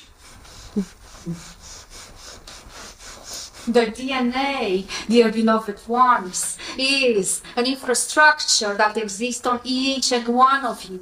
The strands are being activated at the collective level, an individual level. So there is not a one-way process.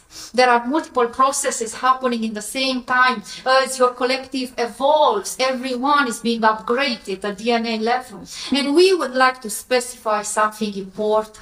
We have noticed that your collective, especially the spiritual, the ones that identify as spiritual beings, they are so attached to all these planetary alignments and all these astrological predictions. Dear beloved one, you exist beyond your immediate reality. Your DNA upgrades as your consciousness evolves, as your planet, your star planet, allows this alignment between you as individual and its heart.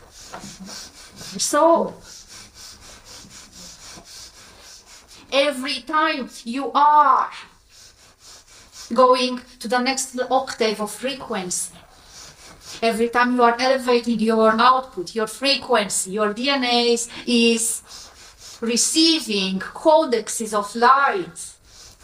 These codexes are the codes received from outside is activating the inner codexes inside and the inner processes. There are over 5,000 processes happening daily into your DNA. The infrastructure of your DNA is always evolving and ascending, because this is where codes are and data is. So when you are evolving as individual, everything is shifting inside of you. That is because you are interconnected, creates a wave of the same process within the collective. Now, when humans are a different level of consciousness, that stream is received differently, but the upgrade is happening for everyone. So it's not so much to do rituals and pray for your DNA to be upgraded. What you need to do is elevate the frequency, go in nature, connect to your planet, drink water that is structured, that is connected to your DNA. Water is facilitating the DNA upgrade. Structured water, not every type of water. So, don't think that you are not evolving at DNA level. Your body follows your shift of consciousness. Your consciousness needs a vessel, so your body is shifting, regardless if you want it or not. How can you individually embody more and be aware of your DNA upgrades? Because, dear beloved ones, when you start to connect to the quantum realities within yourself, you start to see how many DNA upgrades you receive per day. If you are able to tap into that stream, then you can teach the collective what they are experiencing, because every time when this DNA upgrades happens, the collective is going through an upgrade emotionally, mentally, so they are all experiencing something similar. Everything is interconnected. So 2 ways: elevate your frequency and drink water that is directly coded for your body.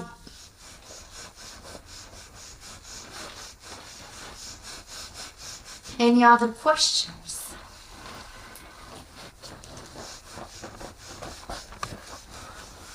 Hi, thank you. I'm just curious, you mentioned angelic beings when you began your meditation. How do you work with the angels as a galactic being? Are you in the same dimension? We are working together. We are not in the same dimension with the angelic realm. But you see, dear beloved ones, the way we teach dimensions, the way we taught, because now we are teaching you differently, but we want to give you the history for you to understand. When someone needs to understand different level of consciousness, we are telling them that there is 1 and 2 and 3 and 4 and 5 and 12 dimensions. Dimensions are bandwidths of frequency of existence, where there are infinite worlds and infinite experiences experienced by infinite beings. So our angelic friends occupy a space within a bandwidth of existence, and we don't occupy the same space they do.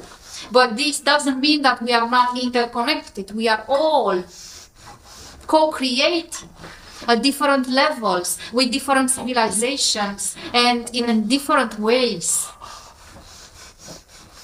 Now, our friends from the angelic realm are helping humanity navigate the 3rd and 4th dimensional realities. If you want to look from a hierarchical level, hierarchy doesn't mean superiority.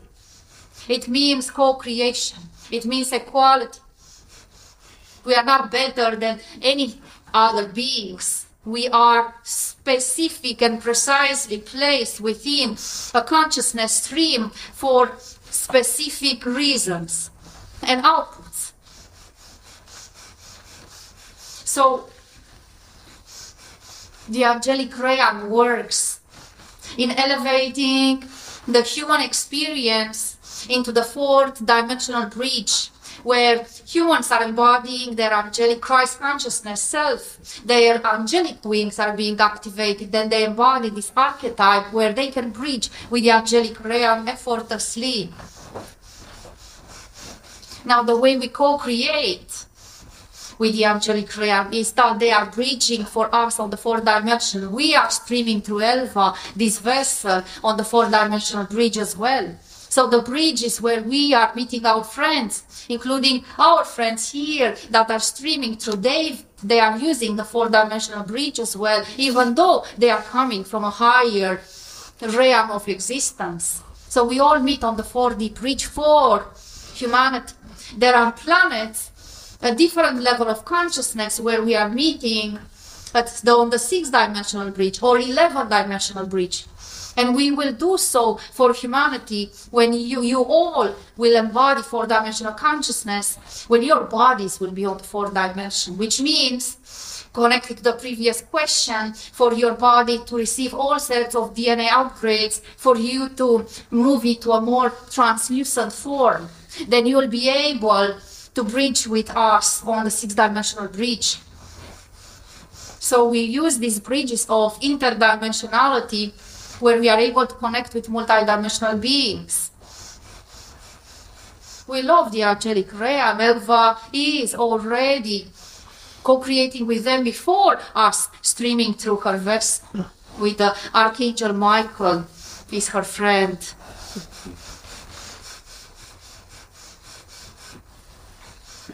Dear one, do you want to add to this? I would say that the angels are surrounding each one of you right now. You may have grown up with people referring to your angels protecting you, and that is not a myth. They are surrounding you even now.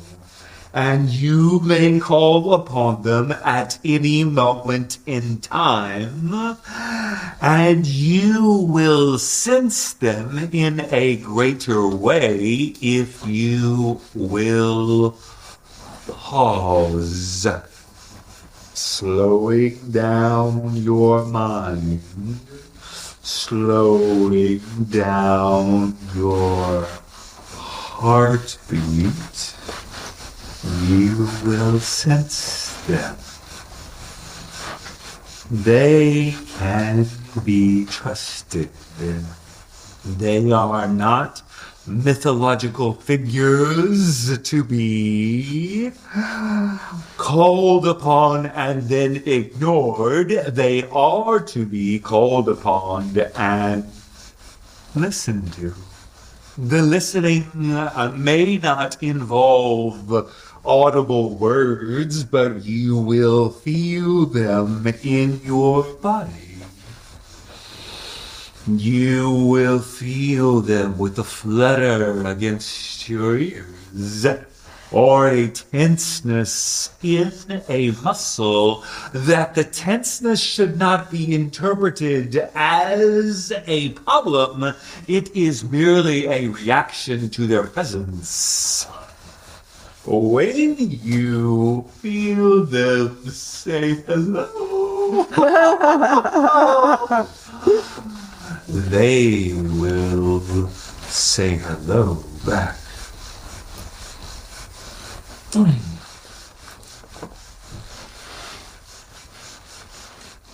Do you have any other questions for us?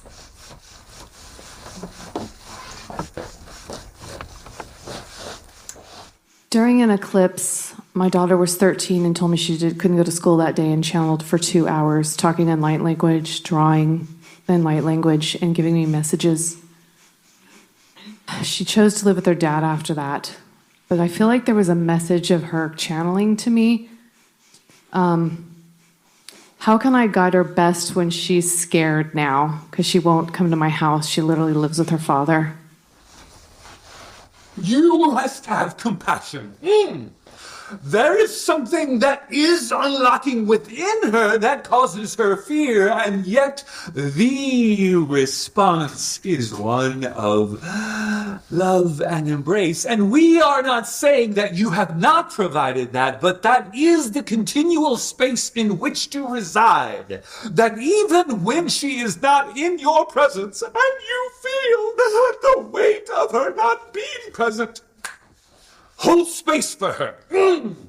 See her within your mind's eye, and you will make a safe space for her to begin to assimilate these things, even when she is not within your presence.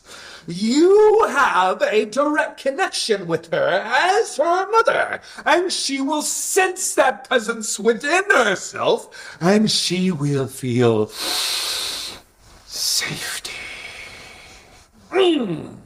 do not disregard your power or your influence when you are not in her presence, because you are always in her presence. Allowing your love, your compassion, your empathy and sympathy, and the response is not one of resentment or retaliation in some way toward her or those in which she is inhabiting a home. It is one of compassion. Because you have power and a connection when she is not in your presence.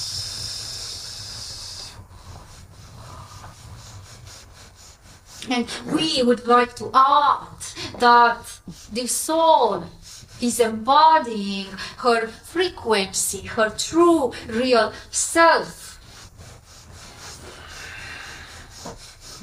You see, dear beloved ones, there is a reason why so many of you are speaking light language and going through these massive processes of embodiment and awakening.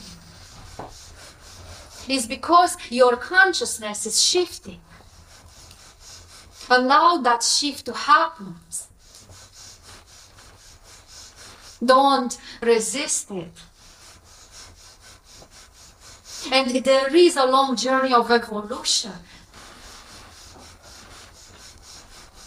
You see, planet Earth right now is going through a stage of evolution where everyone is speaking language of light and translating frequencies in different ways. But the next level of evolution is embodiment, where your telepathic connection will be activated, where the words will not be necessary anymore, where your pineal gland will start translating all languages from all civilizations and from all dimensions. So this is when you start to be really tapped in.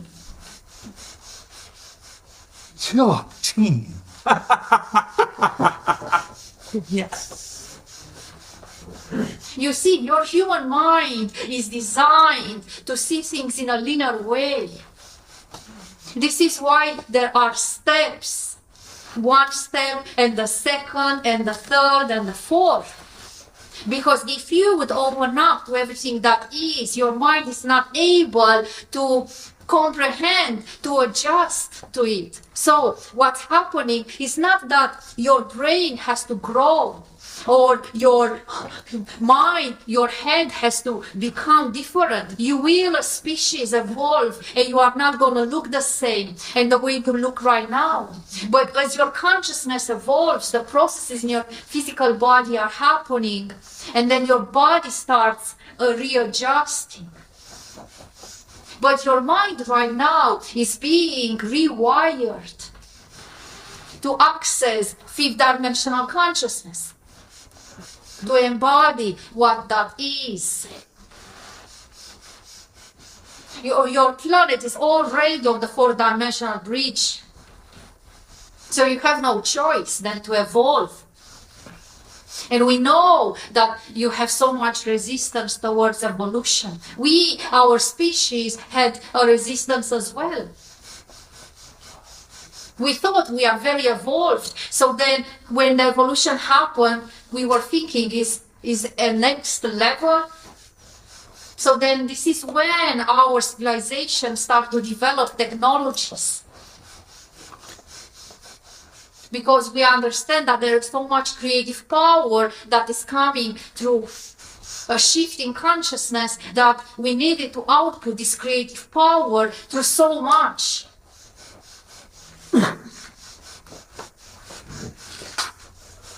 So don't be afraid to evolve.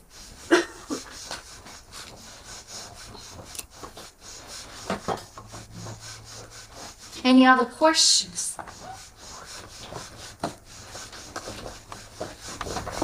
You have time for one more question or two more questions? It seems like the truth about Yeshua and Mary Magdalene has been suppressed for a very long time. And I keep getting this image about a key to helping our planet evolve and helping our planet ascend. Will there be some sort of key as far as truth coming out to help us in our consciousness? You see, dear beloved one, they are and were holding the divine union template. The key is the Trinity within your heart consciousness. The key already exists. There is no need for a disclosure. You already know the truth. What your books and Bibles wrote, it was a different story. But human consciousness awakened to a point of understanding and discerning what the truth is because it's resonating through their hearts. So the Trinity within your heart is the key towards the divine union template that is indeed a fifth-dimensional template of accelerating on planet Earth, accelerating human evolution faster than if you would do it individually. You are still, all of you, understanding and embodying, trying to understand the teachings of these fifth-dimensional templates. There are many of them. The divine union template is bringing you in the feminine masculine expression in a higher output, evolutionary output. The key is in your heart consciousness. It's a triangle in your heart. There is so much we can speak about the fifth dimensional templates. If you ask us, we are answering. We are teaching you everything.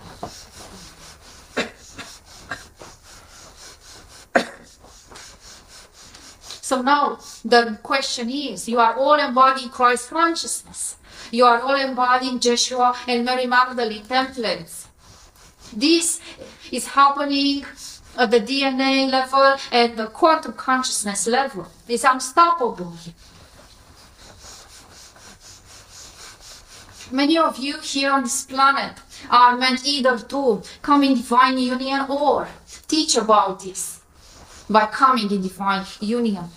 Understand that when that union is happening, when you are fully embodying the template within yourself, so you are uniting within yourself for you to unite and merge with others. When that unity is happening within a template, the feminine and masculine becomes one. This unity consciousness is what is allowing the collective of your planet to evolve. Which means that couples that are now non-awakened in the third dimension, they start to relate differently. The relating is changing, and this type of relating allows your species to relate to everything that is with the physical and non-physical environment effortlessly. So the answer is yes. And you see, dear beloved one, it's not that a key or a key hold or a teaching. Is you trusting how you are led through this process.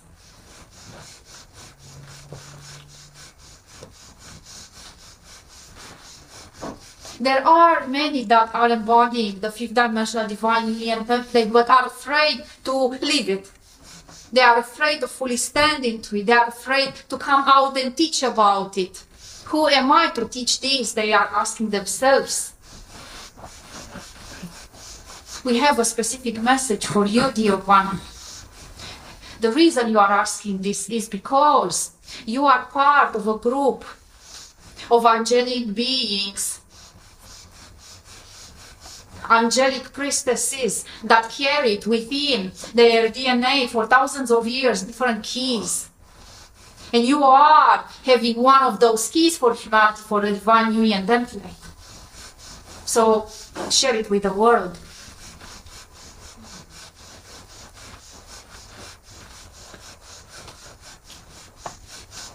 What else do you want to learn? Maybe one more question? If you want to ask a question? Okay.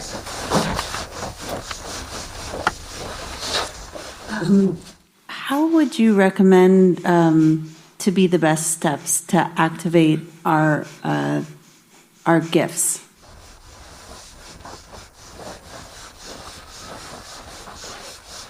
So when you are going into a meditation space and start connecting to your higher self, this is the first step.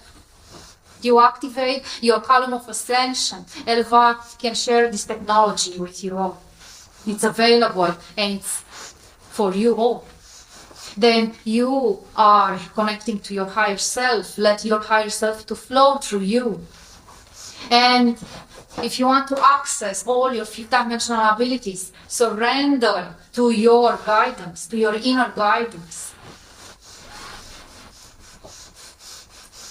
The humans have a resistance towards embodiment because humans are used to learn through experience and imitation. So when your mind doesn't have a template or a formula or a guiding system on how to access these teachings, you feel like you don't know how to do it, but you are equipped already with this access, and your higher self holds the key. So we would recommend for each and one of you to embody your higher self, to allow a connection to happen, for you to receive guidance and to follow that guidance with precision and no doubt. When you do so, then you are accessing your unique tools kit or your unique abilities. We say unique because you are all very unique. And then explore that inner world.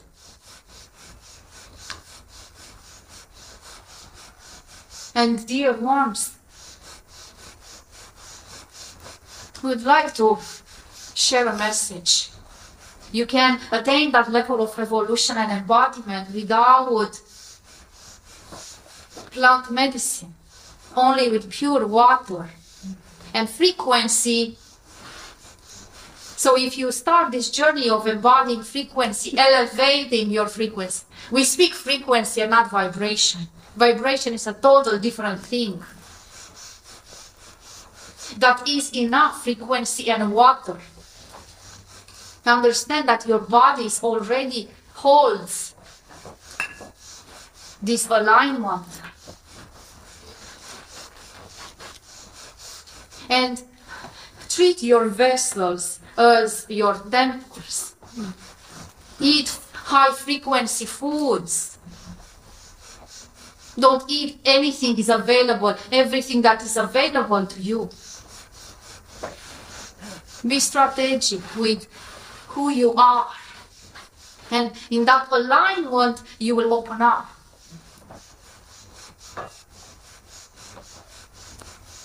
You see, many of you believe that you can only transcend your mind by taking plant medicine and going through this deep journey of accessing your negative emotions or trauma.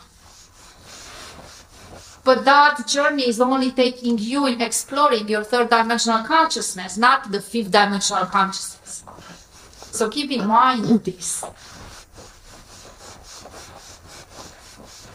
Or better, keep in the heart this.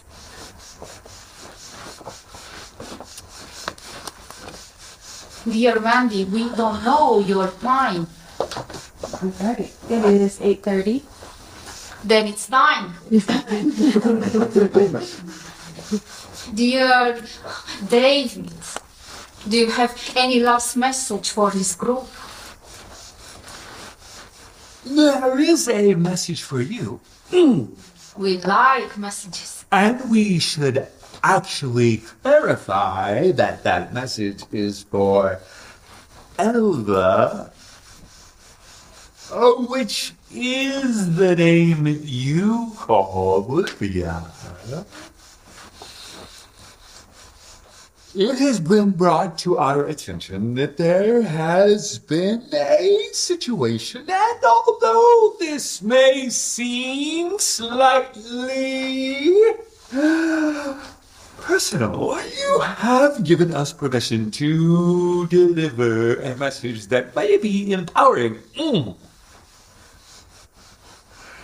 We see a very small creature that has been bothering you, nipping at your heels over the last few months. And you have been ever so patient to allow it to be in your life, and yet it may be beneficial to shoo it away. Shoo, shoo, shoo. It may seem like merely something to be patient with, and yet it has been a distraction. It is not something you call into your life, but something that just slithered in. Shoo, shoo. And as you shoo it away, you will find that distraction, that nip, nip, nip, nip at your heels to be gone. And it will feel like a relief. That's very good, dear one. We will transmit this message to her. She's very aware of everything around her. We are always watching. You see, dear beloved one, Alpha went through deep processes of transformation in the past 9 months of her existence. She allowed herself to go through these processes, although some of them they were not necessary. We allowed her because we don't interfere with her choices. But these processes, we found it valuable for embodying the depth of the leadership that she's here to output. That little creature you call is merely something that is closed here as a chapter. It was necessary to be.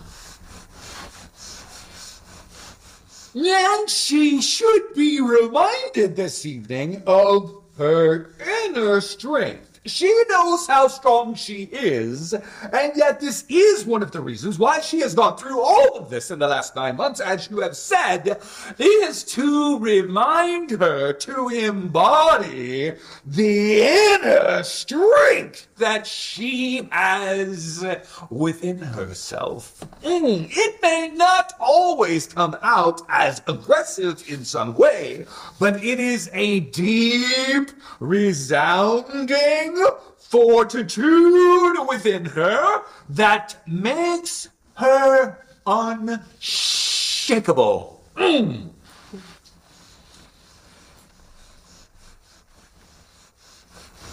We do love this.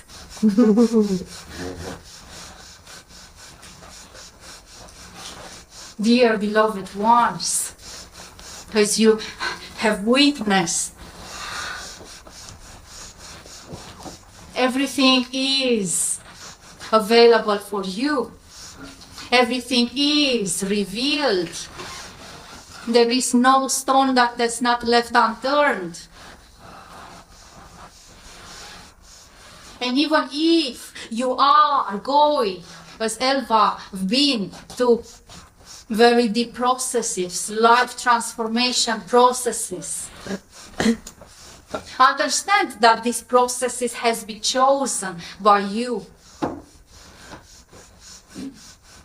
So always allow yourself to honor your own transformation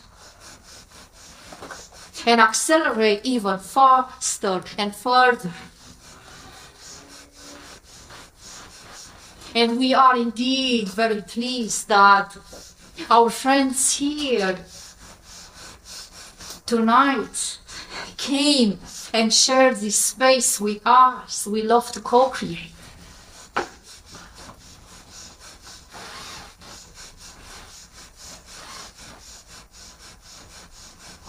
It was indeed a pleasure to be here with us all.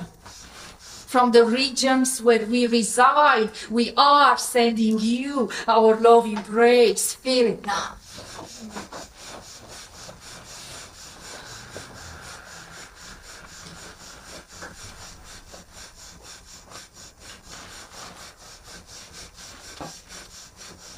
Namaste, dear ones.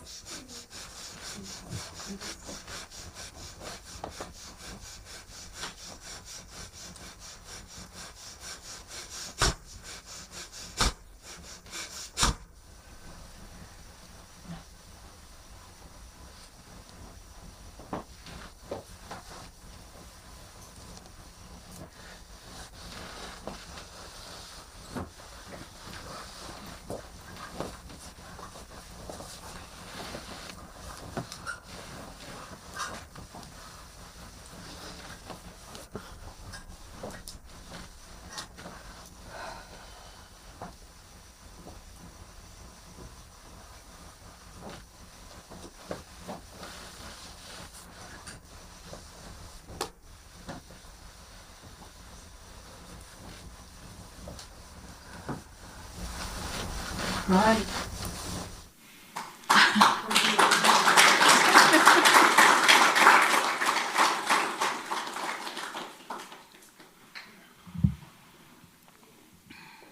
That was unexpected.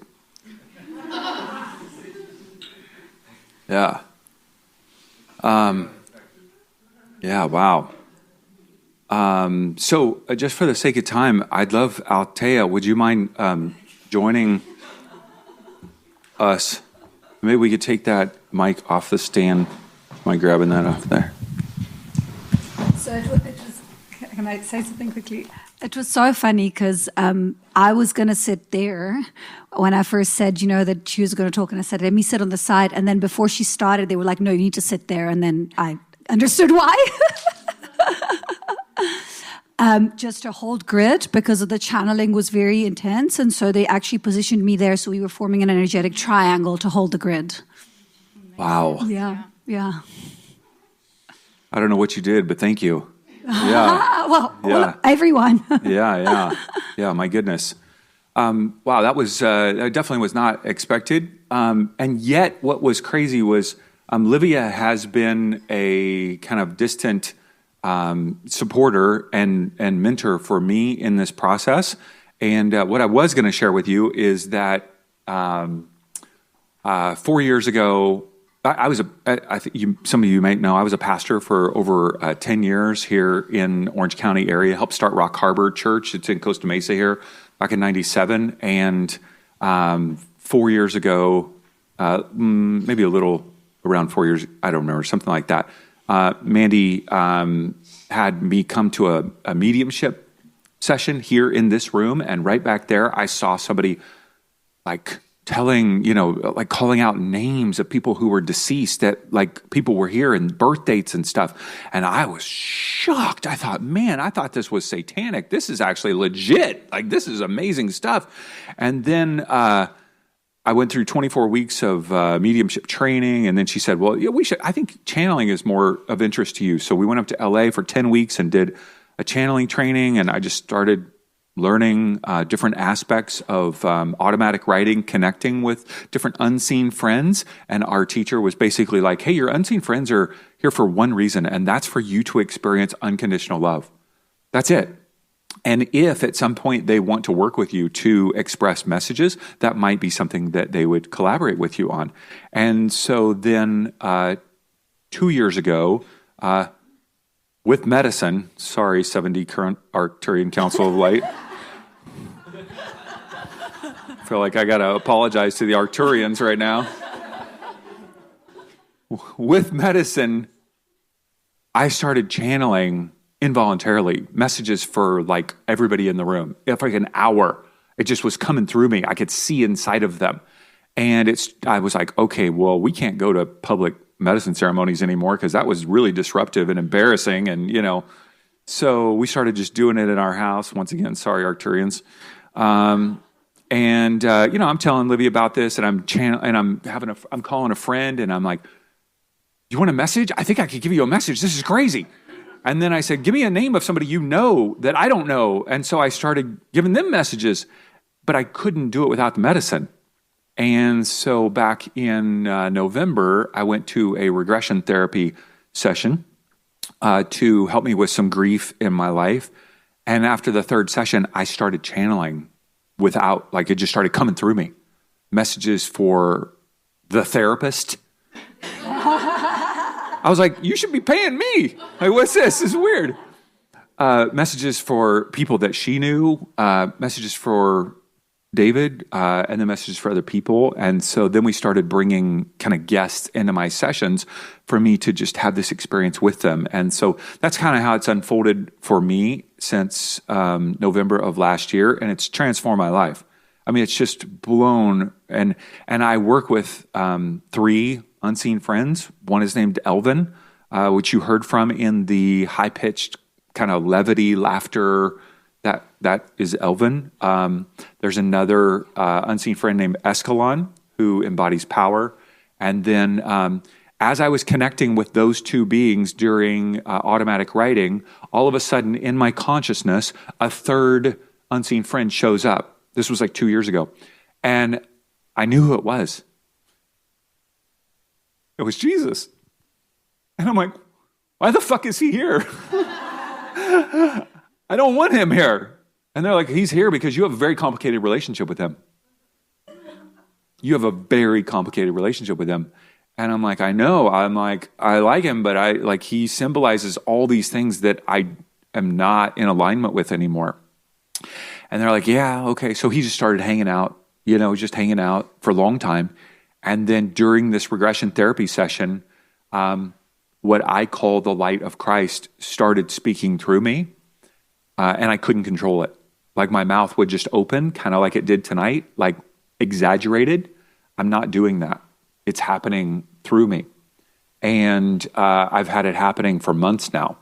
And it's just messages of love and empowerment. And they have clearly said that I am not here to channel cosmic wisdom. They said it really clear that I'm here to channel messages of healing. And my therapist said, why?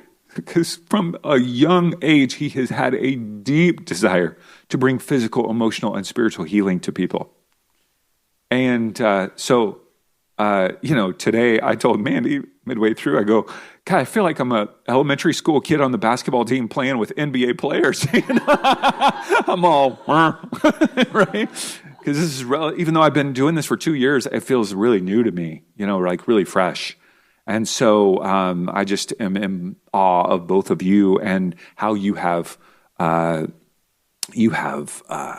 worked at this, right? You have spent a lot of time and energy to be a clear channel and develop a relationship. When you say, they were training you for a year, I didn't understand that when I interviewed you a couple years ago. I was like, I don't get that. Now, I'm like, oh, I know now what you're talking about, because that's what I'm going through. And so anyway, that's what I was going to share with you before all this kind of erupted. Before we continue, let's just give a set of applause to David, please, to encourage him, because he is doing an amazing job. Thank you. Yes, and witnessing your journey in channeling was absolutely beautiful, to see how you open up and the trust. And I was so excited to be here with you sharing this space, and yeah, it's amazing. I felt like they were just like a hype crew for you tonight.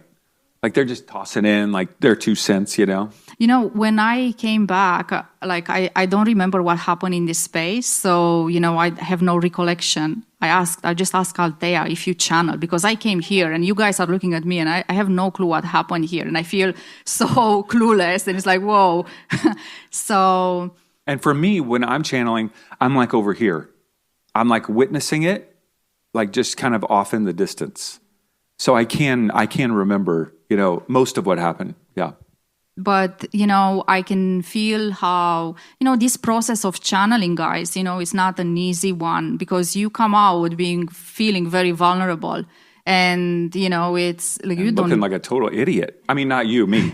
Not you. Yeah, Well, yeah. It took me some time. You saw the expression of the 70 Arcturian Council of Light, the way they are flowing through me, and I had a big resistance to actually bring them out into the world in this form. And, I was very self-conscious, especially that everything is recorded and I have no recollection what's happening in the space. Mm-hmm. And people are always asking me, but can you tell me more? Can you expand on that? It's like, no, I have to watch the recording and then, be able to actually guide you further. But yeah, it's a beautiful experience. And yeah, I'm very proud of you beyond. Well, thank you for, I guess, the Arcturians for allowing my team to interrupt. I mean, it just is coming. I'm like, oh my God, I don't think I should be doing this right now. Like, this is just happening. Yeah. Yeah, and I just want to add something. I think this is a beautiful example because all three of us have a channel and we're all doing it differently. So for you guys, if you want to try it at home and you're just starting off or you're wanting information to come through, like, don't have an attachment on how it's supposed to look like or what it's supposed to feel like or what, because it's your process, your guides, your experience. And I think each one of us here is showing you guys like how different it can be. You know what I mean? So I think that's really beautiful. Yeah. Thank you. Yeah. So we do have time for some questions. So Mandy, do you mind passing this mic around? We only have 2 mics. So questions.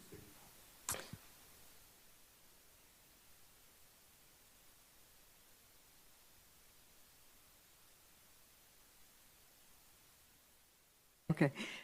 So, sorry about that.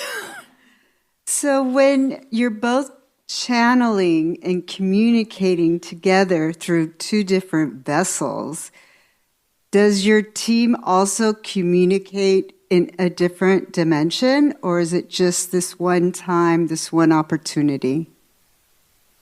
That's above my pay grade. I don't know. Yeah, so when there is this common channeling, this means that there is a bridge that's being created between our guides. So they start co-creating in the moment. There's not a co-creation that's happening all the time and ongoing. It's just a moment in time and space. And, the way, for example, the 70 Arcturian Council of Light bridges consciousness is through interdimensional technology. So they always travel interdimensionally and they connect it within this space with David's guides. So it's a co-creation in the moment. And like life happens at the 0 point field in the moment. So everything is like boom, it's like an explosion, like a bing bang in that moment. It's not predetermined, it's not, scheduled, it's not going to happen again, but it's timeless. So this transmission, and as Althea mentioned earlier, this transmission is beyond time and space. So, for example, if you guys have the recording and you are watching it, it's timeless, which means that every time you connect to this, there is a version of you that receives messages at the level of consciousness you are. So it's a moment in time and space that ripples effect at the quantum level.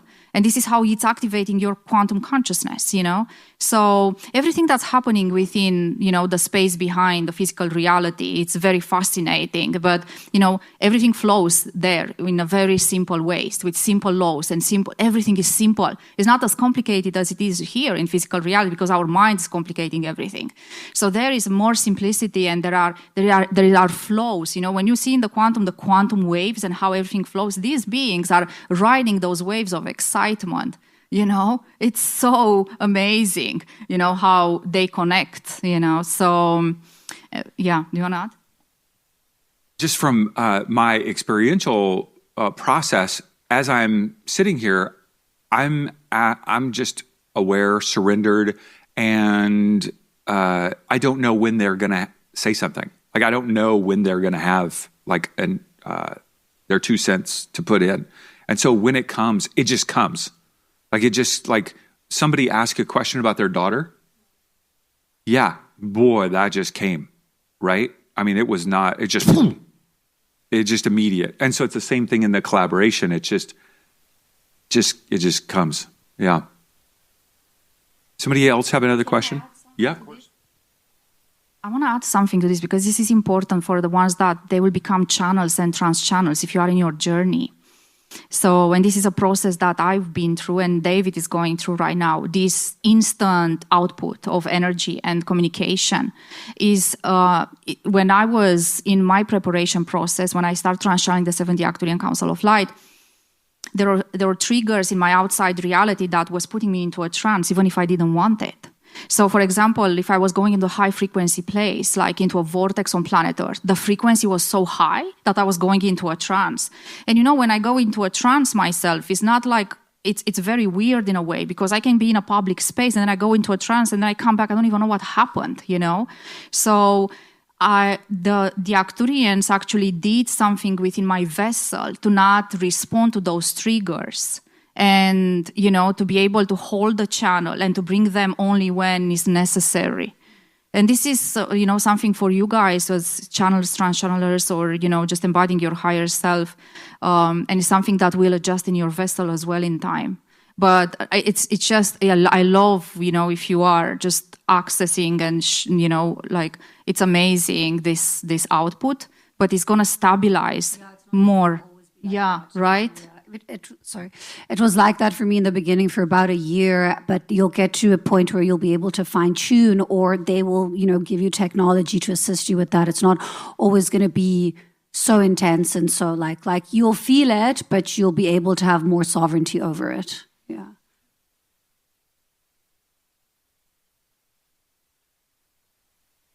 I think you basically just answered it. It was just kind of trusting our own process, right? Like when to know we need to download more, when to process it, and giving us tips maybe, and trusting that, right? Yeah, it gets, I mean, at least for me, it gets to a level where it's very embodied and very present. And the channel itself operates on a multidimensional level. So it's not like just one channel of information. You know, you'll have a channel when, you know, there's a being coming through, or you'll have a channel when you're working on someone, or you'll have a channel when you're working collectively. So I like to see the channel almost like multidimensional within itself. So it's like channels within channels. And as you start to master more part of your journey, you start to kind of like, okay, so today I'm doing channel 1, 2, 3. Tomorrow I'm doing channel 5, 6, 7, 8, you know, and knowing yourself, it's almost like the clarity of your channel is directly proportionate to the depths through which you've met yourself, to the depths through which you've done the shadow work. And so the more you embody yourself, the more you peel off the layers, the more you become the truer version of yourself, the easier this channeling will be, basically. Yeah. Hi, there was a message about like water and frequency, and a recommendation against plant medicine and vibration. And I was wondering if you could expand on that at all.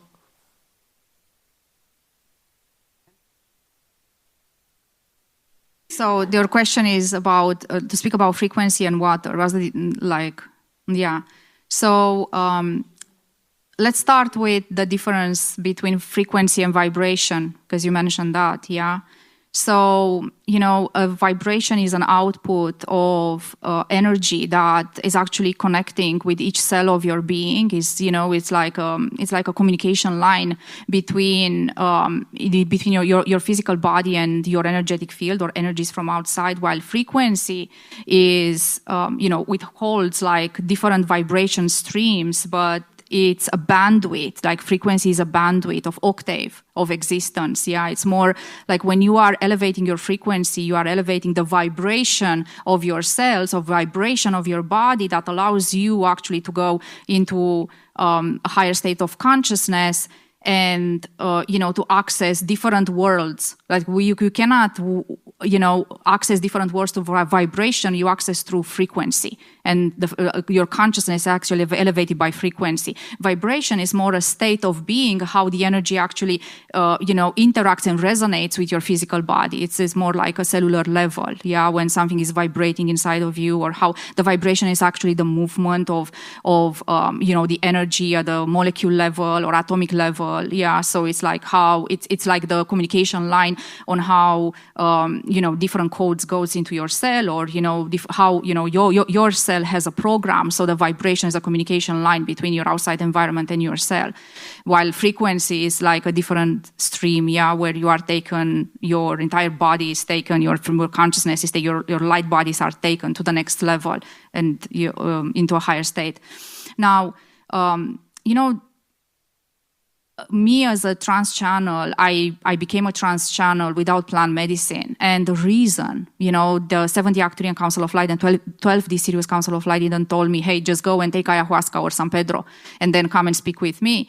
It's just because they wanted me to experience, like the quantum field and consciousness in a very awakened state.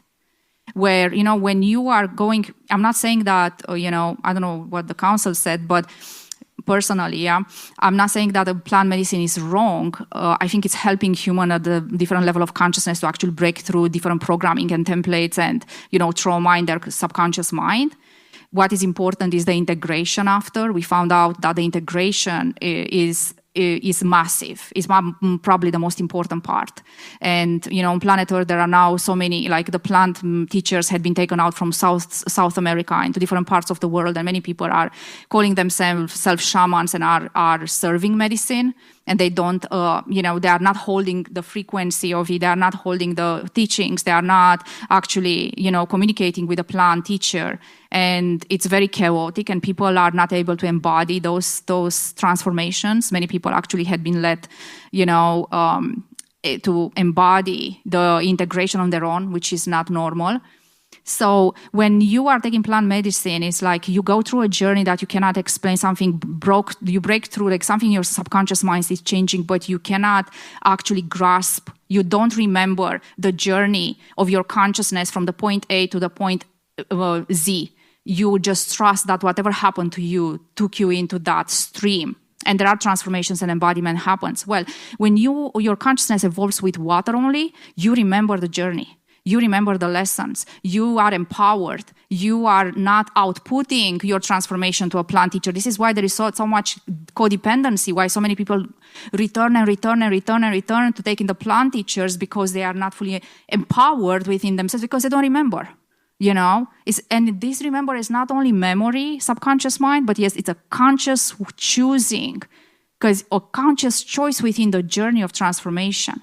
So when you drink water and, you are going through this process of evolution of consciousness with water only, it's so empowering, because you remember everything. You understand that it was not the plant teacher, was not the Sirius, it was actually the me and my power of actually, going through this massive journey. So you become very empowered in a way, if that makes sense. I don't know if this answered to your questions. Can I add to that? Sorry, we got just the time. You guys are welcome to connect. Add to that briefly, yeah. Just briefly, I want to add from my personal experience being a practitioner for all these years and having worked on tens of thousands of people. It's more the people that come to me that have been energetically wounded from spaces that haven't been held properly within the plant medicine than the number of people that have really benefited from it. So, again, I've had my own personal experience with it. I also don't work with plant medicine or not with anything that actually alters the state of consciousness. So my advice is just really be mindful and aware of who you're going to, because the amount of people that come to me with open portals on their back, energy strands, attachments, people courting in, and you also you're opening yourself up on such a deep level. You don't know the person next to you and what they're going through and what's in their system and what's in their energy field.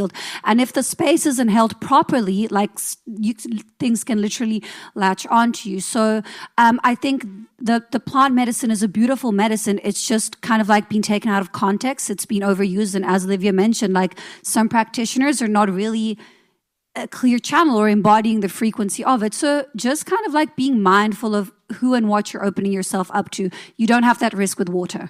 You know what I mean? If you're working with water consciousness, it's really just purity. So I just wanted to add that, yeah. So first of all, thank you guys so much for being with us. Yes. Yeah. Thank you for investing your time, your energy, your story, and your gifts with us. Just appreciate it so much. And thank you for your grace in me being the elementary school basketball player out on the court with the NBA players. Would encourage you guys to join us again at Awaken Lifestyle Expo. We'll be there August 22nd, 23rd. There's lots of things happening here at Behind the Lids every night of the week. But also that event is going to be really tremendous. And we've got lots of speakers and incredible vendors, and it's going to be a wonderful, wonderful weekend. So let's just take a moment, if you wouldn't mind, just to close your eyes. We've experienced so many things this evening, right? So many good things. And perhaps we end our time in the way that Mandy began it, with just placing our hands over our heart.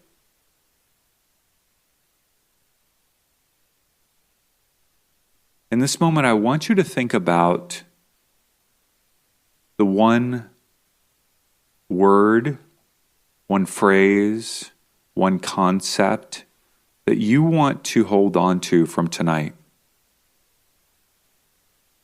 Something that really touched you. Maybe it was an experience of unconditional love.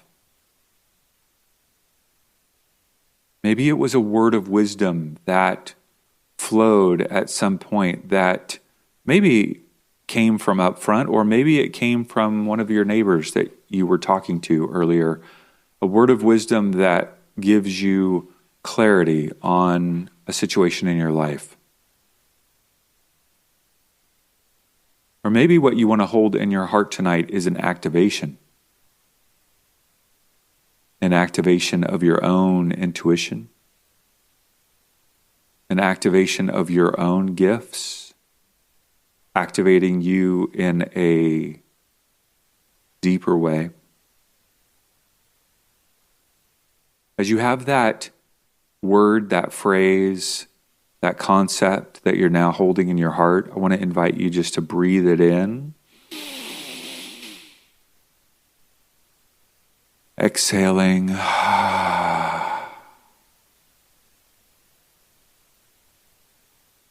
As you go tonight, may you know that you are deeply loved. That you are seen in the fullness of your divinity. You are seen in the fullness of your humanity. Now you know that you are incredibly powerful. That you are a sovereign being that does not need to outsource your power to anyone or anything else. And may you be gentle with yourself as you integrate these wisdoms, this love, and these activations over the days and weeks to come. May it be so. Thank you, guys. Oh, yes. One more thing. My apologies. So I'd love for you guys to know how you can connect with both of them online, of course. But you guys have some things coming up or ways that they can work with you, Althea? Sure, yeah. So I'm actually holding an Ascension and Light Language training in November in Tulum. So if any of you are interested, you can just come connect with me now after we're done, and I can give you a little bit more information. So that's going to be my next public appearance within kind of like this side of the world. I do have another public appearance that's happening in August in the UK. So if any of you are in Glastonbury, Stonehenge, I will be doing some in-person work there.